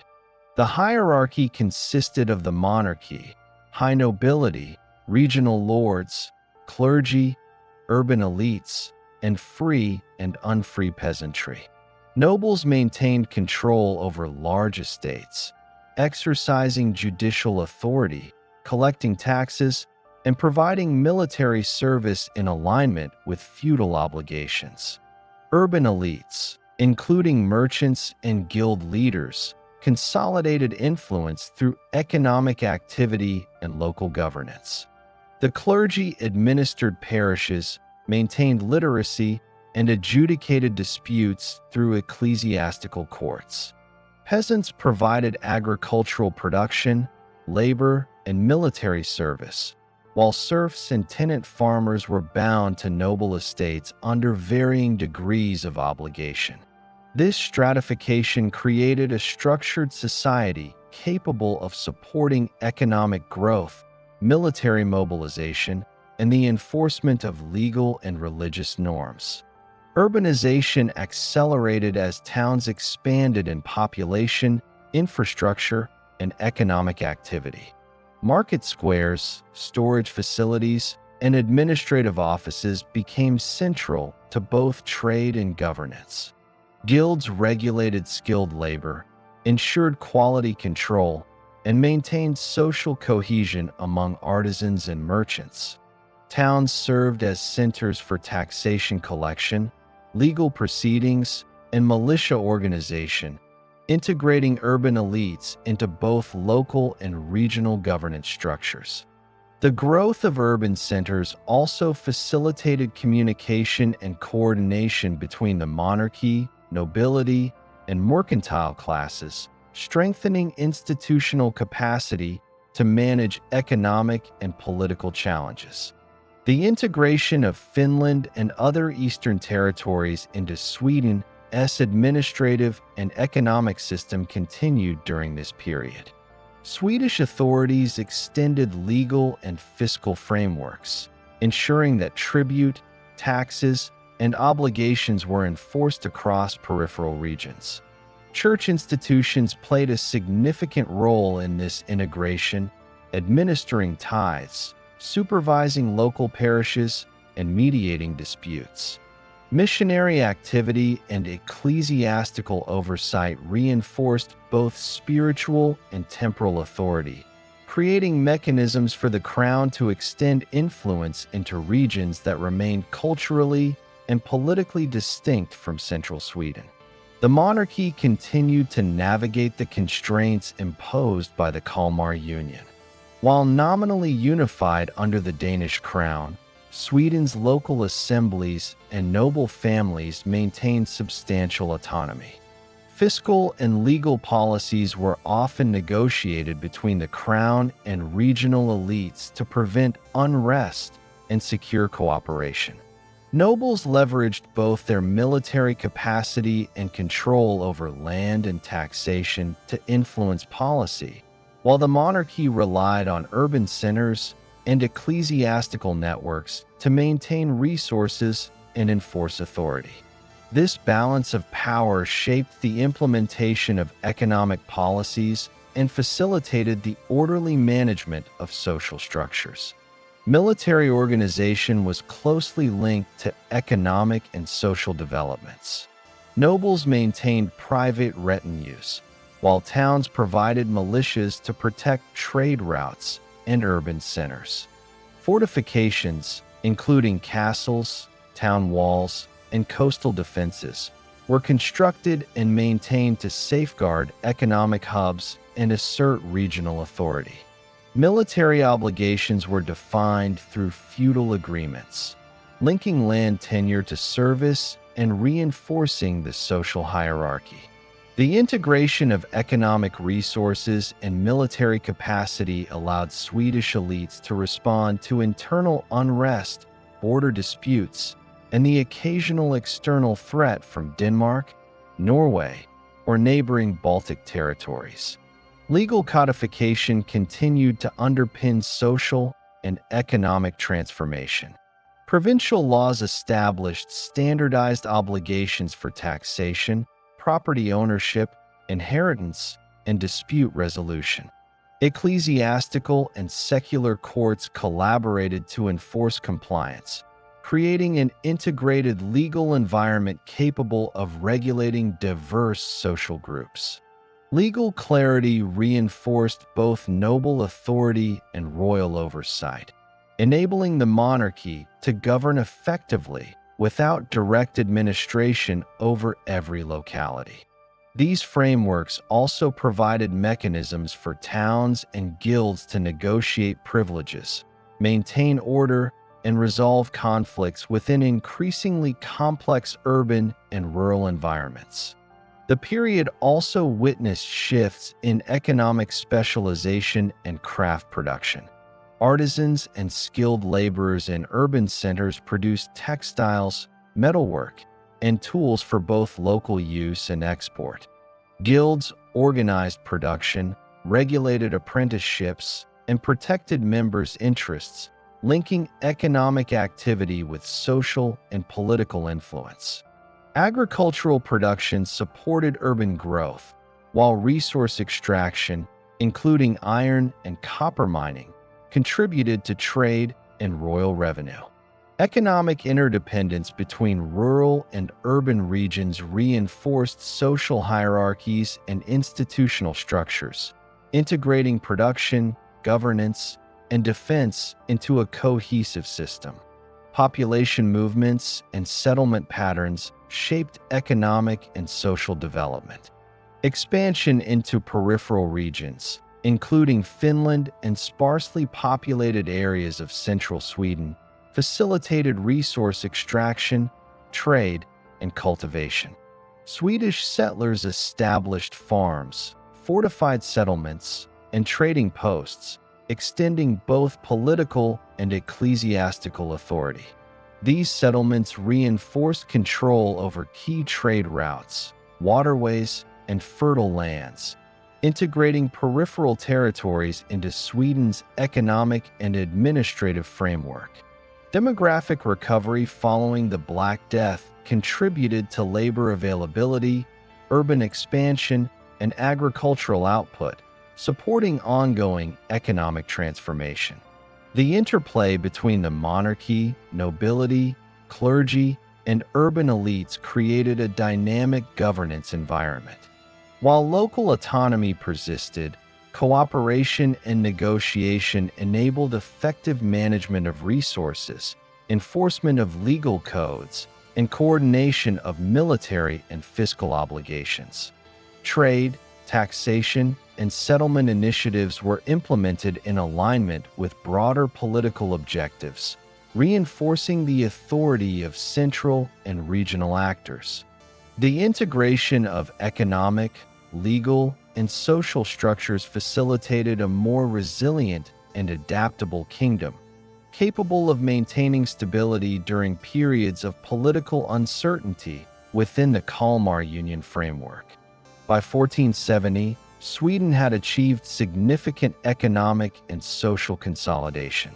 Trade networks were well established, urban centers were increasingly influential, and provincial governance and legal codification provided continuity of administration. Social hierarchies were structured and reinforced through feudal obligations, guilds, and ecclesiastical oversight. Integration of peripheral territories expanded the kingdom's resources and strategic depth, while military and administrative organization ensured security and enforcement of obligations. These developments created the conditions for Sweden to navigate subsequent political instability, assert influence within the Union, and maintain both internal cohesion and external trade and territorial interests. From 1470 to 1500, Sweden's political landscape was dominated by the ongoing tensions within the Kalmar Union, the personal union that brought Denmark, Norway, and Sweden under a single monarch. The period was characterized by frequent conflicts between pro-union factions, favoring Danish dominance, and nationalist movements that sought to protect Swedish autonomy. Central authority was constrained by weak kings, competing noble factions, and the enduring influence of regional assemblies. The result was a persistent state of internal conflict, punctuated by noble rebellions, administrative disputes, and localized power struggles, which defined the late medieval governance of Sweden. The crown during this period was represented nominally by the Danish monarchy, which relied on regents and administrators to enforce authority in Sweden. Kings often remained absent or engaged in other parts of the Union, leaving regional governance in the hands of appointed officials. These officials, typically of Danish origin or loyal to Danish interests, were tasked with implementing taxation, managing military obligations, and overseeing legal and administrative structures. Their presence was frequently met with resistance from Swedish nobles, who viewed foreign administrators as a threat to established privileges, local autonomy, and feudal rights. Internal conflict was heavily influenced by noble factionalism.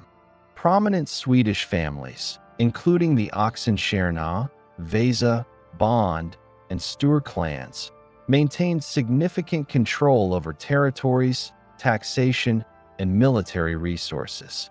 These families acted as power brokers within the kingdom, negotiating with the crown to protect their estates and influence provincial assemblies. Alliances and rivalries among noble houses determined both the effectiveness of centralized governance and the outcome of localized disputes.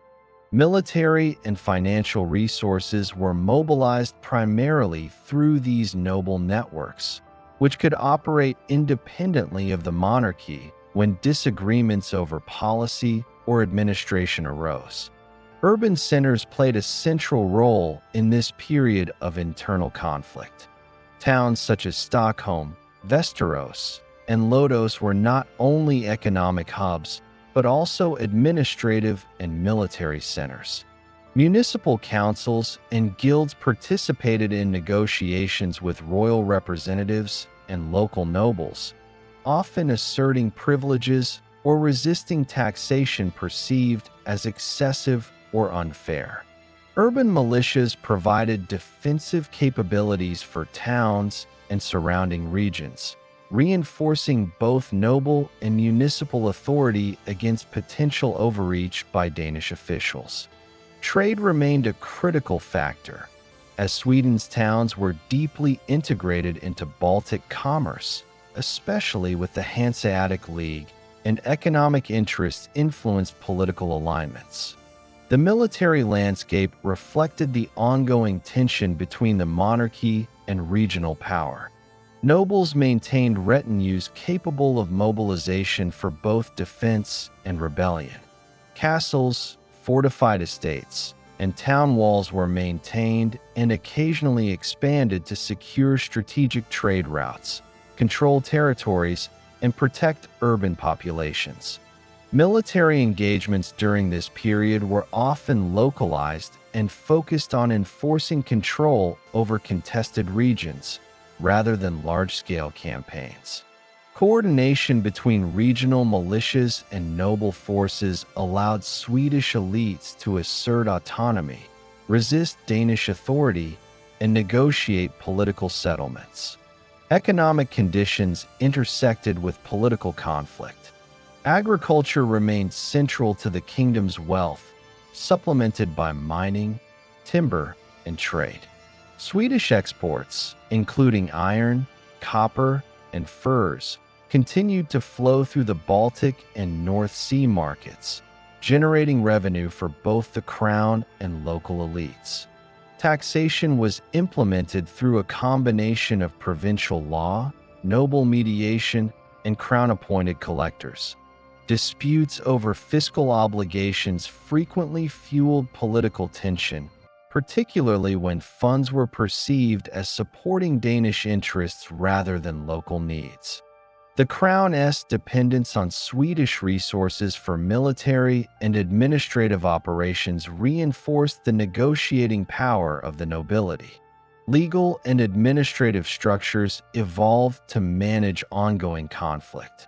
Provincial laws codified obligations for taxation, property ownership, and dispute resolution, providing a framework for governance despite the instability of central authority. Assemblies, or things, maintained authority over local matters and served as forums for mediating conflicts between nobles, towns, and royal officials. Ecclesiastical courts supplemented these secular structures, addressing moral and legal disputes, collecting tithes, and providing judicial oversight. The integration of secular and ecclesiastical authority created a multi-layered governance system that allowed for continuity of law even amid political instability. Religious institutions continued to play a stabilizing role in governance and social cohesion. Bishops and abbots acted as intermediaries between the crown and local elites, providing both administrative and judicial functions. Church estates contributed to economic output and supported local populations, while monastic institutions maintained literacy, record-keeping, and legal documentation. Clerical support for both central authority and noble factions enabled mediation during disputes and reinforced the legitimacy of both feudal and royal authority. The Church's dual function as economic, judicial, and moral authority made it a critical participant in the maintenance of order during the late Kalmar Union. Succession and dynastic politics remained a source of tension. The absence of strong, locally present monarchs left Swedish governance dependent on regents and councils, which shifted the balance of power toward regional nobles and municipal authorities. Dynastic disputes and the strategic marriages of noble families influenced both alliances and conflicts, while foreign-born officials were frequently challenged for overstepping traditional privileges. The decentralized nature of power during this period reflected the long-standing balance between central authority and regional autonomy, which had evolved from earlier civil conflicts and the formalization of law and administration. Conflicts between pro-union and nationalist factions were manifested in both military engagements and administrative challenges. Swedish regents, often members of powerful noble families, acted to maintain internal stability while negotiating terms with the Danish monarchy. Resistance to foreign officials frequently involved removal, replacement, or negotiation, demonstrating the persistent capacity of local elites to enforce autonomy. These dynamics illustrate the limits of centralized authority within a union of kingdoms and the continuing importance of local governance structures in defining political outcomes. By the late 15th century, Sweden's internal conflicts had established patterns that would continue into the early 16th century. The balance between central authority and regional power was maintained through negotiation, military readiness, and legal frameworks. Urban centers provided economic and administrative support, while noble families exercised authority over estates, taxation, and military mobilization. Ecclesiastical institutions mediated disputes and reinforced legal and moral norms. Together, these structures created a resilient but politically fragmented system in which the crown exercised nominal authority. Yet the practical governance of Sweden relied heavily on local elites and established institutions. From 1500 to 1520, Sweden experienced a process of consolidation in both national identity and royal authority. As resistance to the Danish-dominated Kalmar Union intensified and local elites asserted greater influence over political and economic matters. The period was defined by the growing prominence of Swedish noble families, the emergence of centralized administrative practices, and the articulation of a national consciousness distinct from Denmark and Norway. These developments laid the foundations for the eventual emergence of Sweden as an independent political entity under the leadership of Gustav Vasa, while maintaining continuity of legal, economic, and ecclesiastical structures that had evolved over the preceding centuries. At the beginning of the 16th century, Sweden remained formally within the Kalmar Union, with Christian II of Denmark exercising nominal authority over the kingdom. However, Swedish regents and provincial assemblies held significant influence over governance, taxation, and military organization. The monarchy relied heavily on local nobles to implement policies, collect revenues, and maintain security across the kingdom. These dynamics underscored the limits of personal monarchy within a multi-kingdom union, highlighting the enduring importance of regional power in shaping Swedish political outcomes. Noble families, including the Vasa, Sture, and Oxenstierna lineages, exercised substantial authority over estates, local administration, and military resources. Their influence extended into both rural and urban contexts, where they mediated disputes, coordinated tax collection, and provided leadership in response to external threats. Noble patronage was critical for consolidating political support, as these families could mobilize armed retainers, enforce legal rights, and engage in diplomatic negotiation with both domestic and foreign actors. The alignment of noble interests with emerging concepts of Swedish autonomy strengthened resistance to Danish officials and reinforced the legitimacy of local governance structures. The monarchy sought to consolidate authority by integrating administrative and fiscal reforms into the kingdom's governance. Record-keeping practices were standardized, taxes were systematically assessed, and the organization of royal officials was clarified to reduce the reliance on ad hoc arrangements with regional nobles. Administrative reforms focused on increasing efficiency and accountability, enabling the crown to exercise greater oversight over localities without undermining established noble privileges. These measures reflected an evolving understanding of governance that balanced central authority with the realities of regional autonomy. Military organization was a critical factor in both asserting authority and resisting external domination. Swedish nobles maintained armed retinues capable of mobilization for defense, rebellion, or enforcement of law. Fortified estates, castles, and town walls served as defensive positions and administrative centers. Town militias supplemented noble forces, particularly in urban centers such as Stockholm, Västerås, and Arboga. Coordination between military units, local assemblies, and royal representatives allowed Sweden to respond effectively to both internal unrest and the threat of Danish intervention, reinforcing the interplay between military capacity and governance. Urban centers continued to grow in political and economic importance.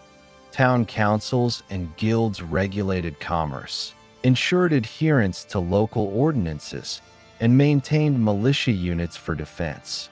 Trade networks connected Swedish exports, including iron, copper, timber, and furs, to broader European markets, while imports of luxury goods, textiles, and grain supported urban consumption and elite households. Economic influence enabled urban elites to participate in negotiations with the crown and nobility, shaping fiscal policies and asserting political leverage. The integration of trade, taxation, and administrative oversight strengthened the kingdom's resilience during periods of political tension. The Swedish Church played a central role in reinforcing authority and societal cohesion. Bishops and abbots administered parishes, collected tithes, and adjudicated disputes through ecclesiastical courts.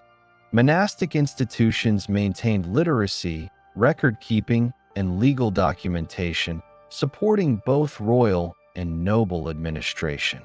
The church also acted as an intermediary between the crown and local communities, facilitating negotiation, enforcing agreements, and legitimizing authority.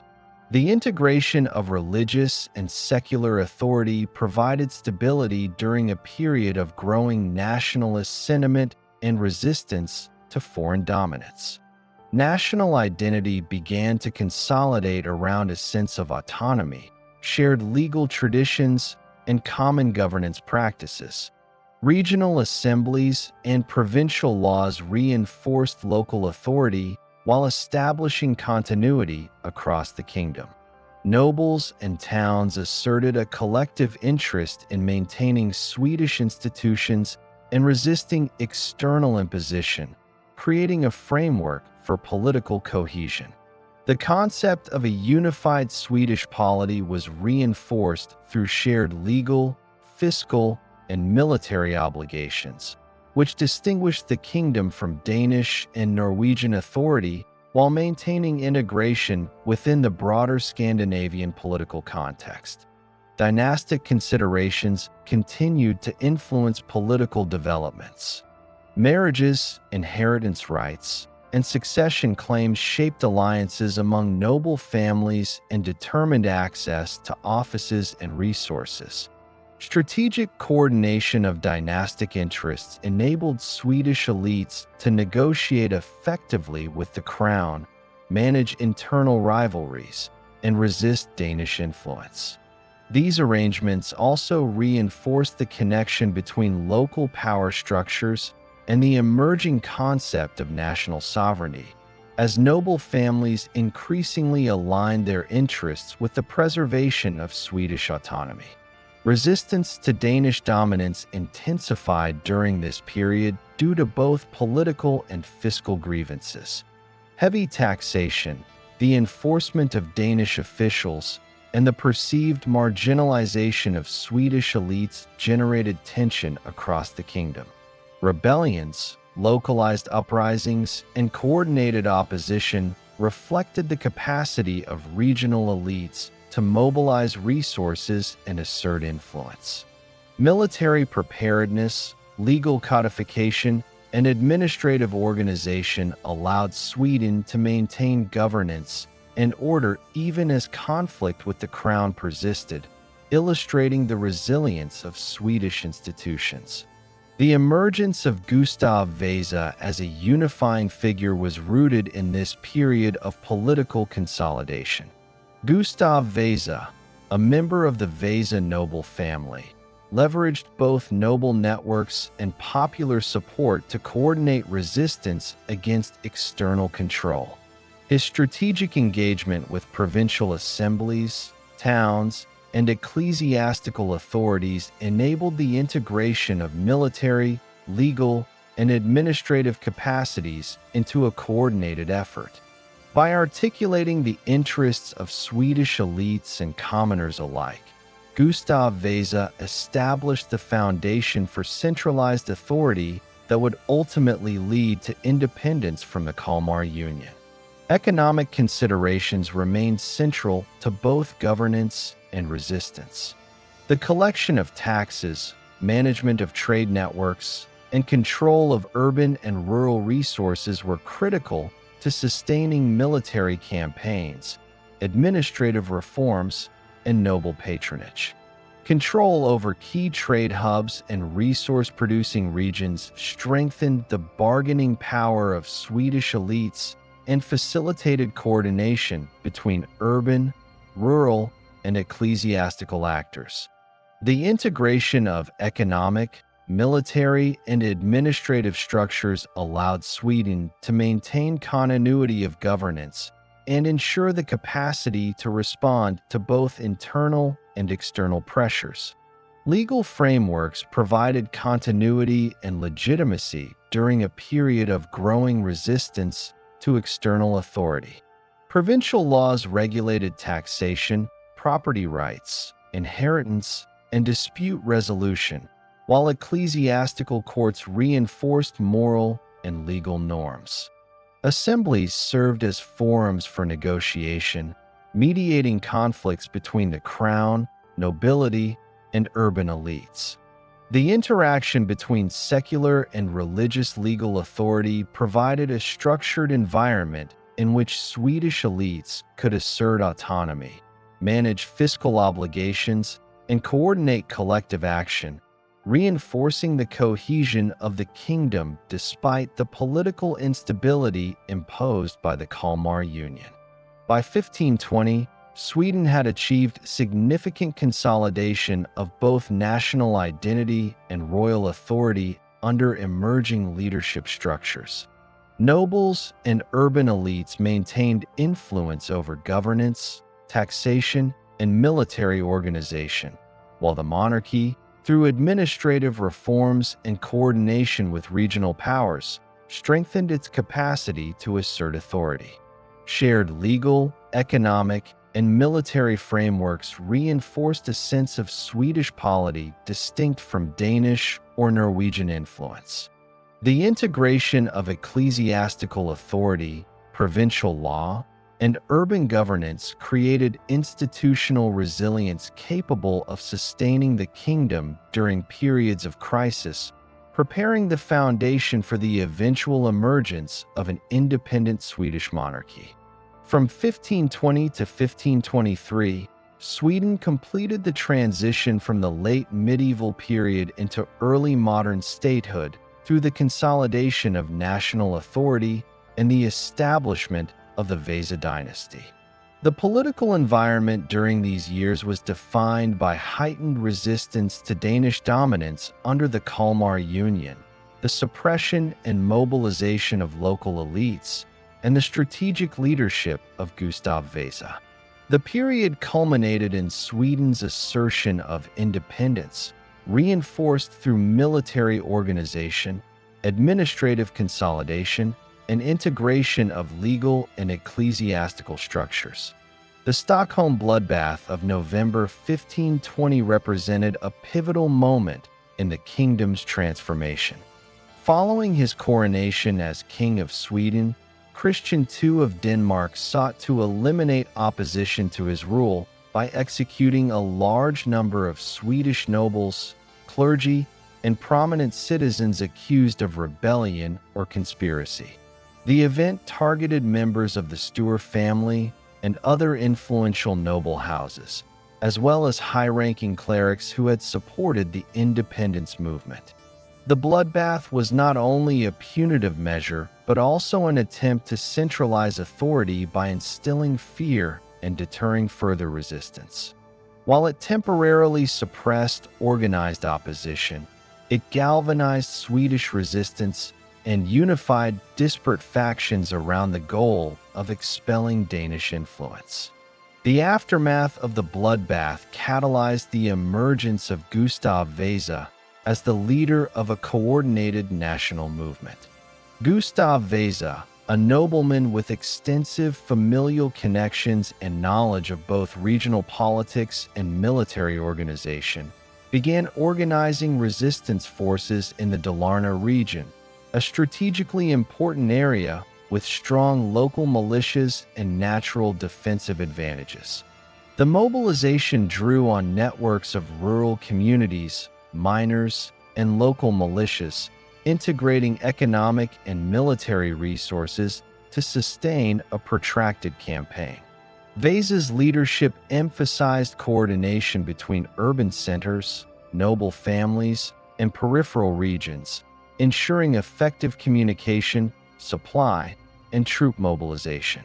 Military strategy during this period relied on both conventional and irregular forces. Swedish militias were raised under the authority of regional nobles and coordinated through local assemblies, while fortified estates, castles, and towns provided secure bases for operations.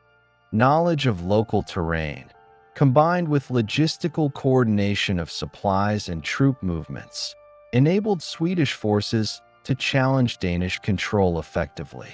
Military campaigns involved capturing key towns, securing trade routes, and neutralizing Danish garrisons, gradually weakening Christian Hugh's ability to maintain authority in Sweden. Urban and economic factors played a critical role in sustaining the rebellion. Towns such as Stockholm, Västerås, and Arboga were centers of trade, taxation, and communication, providing resources necessary for military campaigns. Merchants, artisans, and guild members contributed both materially and politically, facilitating coordination between rural militias and urban economic infrastructure. Trade networks, particularly those linked to the Baltic and North Sea, ensured access to essential supplies and allowed the emerging Swedish leadership to finance operations. Control of economic hubs reinforced both military and administrative capabilities, underscoring the integration of commerce and governance in the assertion of national authority. The role of provincial assemblies and local governance structures remained central to the consolidation of power. Regional things served as forums for mobilizing militias, distributing resources, and coordinating political strategy. Assemblies facilitated communication between noble families, rural communities, and urban elites, enabling the alignment of military and economic objectives with broader political goals. This decentralized approach allowed Swedish resistance to operate effectively despite the absence of centralized royal authority, demonstrating the enduring importance of regional autonomy within Sweden's political system. Ecclesiastical institutions contributed to both the moral and administrative aspects of the emerging independent state. Bishops and abbots maintained record-keeping, adjudicated disputes, and mobilized ecclesiastical resources in support of local and regional efforts. The Church provided legitimacy to Gustav Vasa's leadership by endorsing the removal of Danish authority and supporting the re-establishment of Swedish governance structures. Monastic institutions facilitated communication, organized logistics, and contributed to the integration of peripheral regions, reinforcing the administrative coherence necessary for the consolidation of national authority. Legal frameworks were essential for maintaining governance during the rebellion and the subsequent establishment of independent rule. Provincial laws codified obligations regarding taxation, property rights, and military service, providing a basis for orderly administration and dispute resolution. These laws were enforced by local assemblies and nobility, ensuring continuity of governance even amid political upheaval.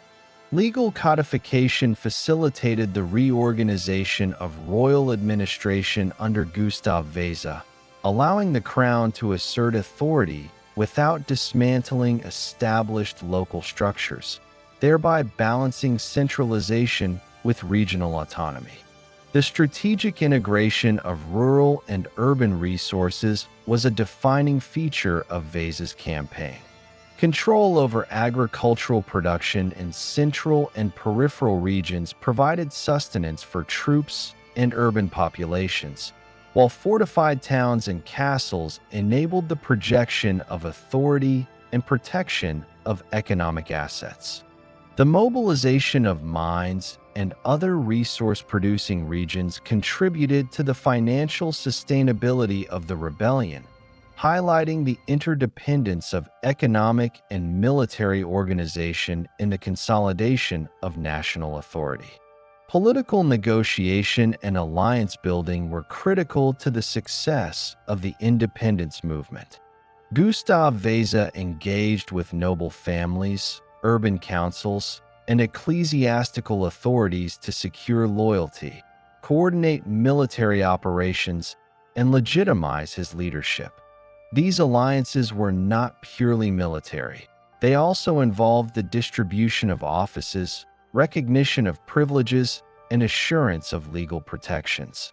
By aligning the interests of diverse social groups with the overarching goal of independence, Vasa created a unified political front capable of resisting Danish authority and consolidating centralized governance. By 1523, the military, administrative, and political efforts of the preceding 3 years culminated in the successful expulsion of Danish forces from Swedish territories. Gustav Vasa's coronation as King of Sweden formalized the end of the Kalmar Union's effective control over the kingdom and marked the beginning of the Vasa dynasty. The consolidation of royal authority was reinforced through the reorganization of taxation, administration, and military structures, ensuring that central authority could operate efficiently while respecting the established privileges of noble families and urban elites. The establishment of the Vasa dynasty represented a transition from the decentralized political structures of the late medieval period to a more centralized monarchy capable of integrating legal, military, and economic frameworks. Gustav Vasa's leadership institutionalized the relationship between the crown and regional authorities, codified fiscal and military obligations, and strengthened national governance structures. These reforms laid the groundwork for Sweden's emergence as a cohesive, independent state with the administrative capacity to maintain internal stability and project influence within the broader Baltic region. Economic and administrative integration was critical to the consolidation of the new monarchy. Taxation systems were standardized, trade regulations formalized, and urban centers incorporated into royal administration. Nobles were integrated into governance structures through offices, councils, and regional responsibilities, while the church provided oversight, record-keeping, and legal legitimacy. This systematic approach enabled the monarchy to maintain authority, mobilize resources, and enforce law and order across the kingdom, ensuring continuity of governance during the transition from union subordination to independent rule. The history of medieval Sweden, spanning from 1050 to 1523, is characterized by a gradual transformation from a fragmented Viking society into a centralized kingdom capable of asserting its independence within Northern Europe. The late Viking Age set the stage for this transformation, as the kingdom transitioned from pagan traditions to Christianity under rulers such as Stenkel. The establishment of dioceses, churches, and ecclesiastical networks facilitated Sweden's integration into Christian Europe, while the consolidation of royal power began to form the foundation of centralized governance. In the early 12th century, the Swedish monarchy solidified under emerging dynasties, though the authority of kings was frequently challenged by regional chieftains. Interactions with neighboring Norway and Denmark influenced political alignment and military organization, while internal competition among noble families shaped the early contours of centralized governance. The Sverker and Erik dynasties of the 12th and early 13th centuries faced persistent civil wars as rival factions contested the throne, weakening royal authority and enhancing the autonomy of regional powers. During this period, Sweden also began military expeditions into Finland and the eastern Baltic, foreshadowing the kingdom's later expansionist ambitions. By the early 13th century, Sweden's political structure began to formalize through the rise of feudal structures and the increasing influence of the nobility. Local lords exercised control over lands, taxation, and military forces, while the monarchy gradually asserted authority through administrative reforms. The church emerged as a central institution, overseeing legal, moral, and economic functions, and acting as a stabilizing agent within the increasingly complex social hierarchy. Expansion into Finland during the mid-13th century exemplified Sweden's growing military and religious ambitions. Swedish crusades established dominion over Finnish tribes and strengthened control over the eastern Baltic, facilitating trade and integration into broader Scandinavian networks. This expansion contributed to the consolidation of territory and resources, setting the stage for the codification of laws and administrative practices in the early 14th century. The consolidation of the monarchy during the early 14th century coincided with the formal codification of provincial laws and the standardization of governance. The Black Death struck Sweden mid-century, causing demographic decline and social disruption, yet administrative and legal structures maintained continuity. Urban centers and trade networks grew in importance, while noble and ecclesiastical elites continued to assert influence over regional and local governance, ensuring the stability of the kingdom during a period of population and economic fluctuation. The mid-14th century also saw the formation of the Kalmar Union under Queen Margaret I, uniting Denmark, Norway, and Sweden through dynastic succession. Although Sweden retained local governance structures, the union created persistent tension between national autonomy and foreign monarchy. The late 14th and early 15th centuries were marked by noble resistance to Danish dominance, exemplified by uprisings such as the Engelbrecht Rebellion of 1434, which reflected widespread discontent over taxation and external control. Economic and social transformations between 1434 and 1470 further defined Sweden's medieval trajectory. Expansion of agriculture, trade, and urbanization enhanced the kingdom's capacity to sustain both military and administrative functions.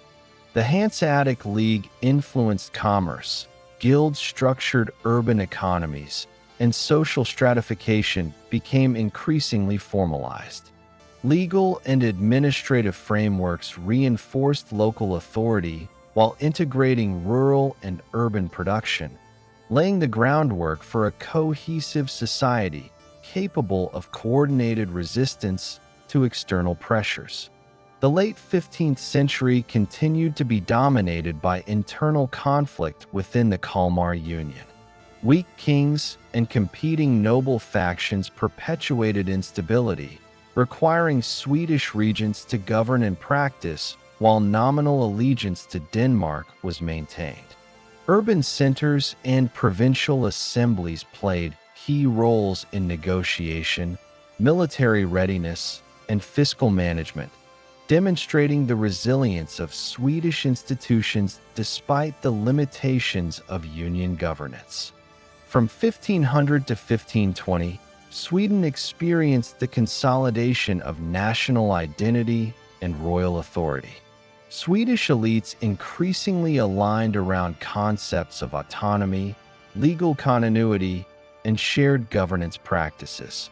Economic, military, and administrative coordination reinforced cohesion, while ecclesiastical support provided legitimacy to emerging leadership. The alignment of noble families, urban councils, and provincial assemblies under leaders such as Gustav Vasa prepared the kingdom for the assertion of full independence. The period from 1520 to 1523 culminated in the formal emergence of an independent Swedish state under the Vasa dynasty. The Stockholm bloodbath of 1520 catalyzed widespread resistance to Danish rule, mobilizing militias, rural communities, and urban centers in a coordinated campaign led by Gustav Vasa.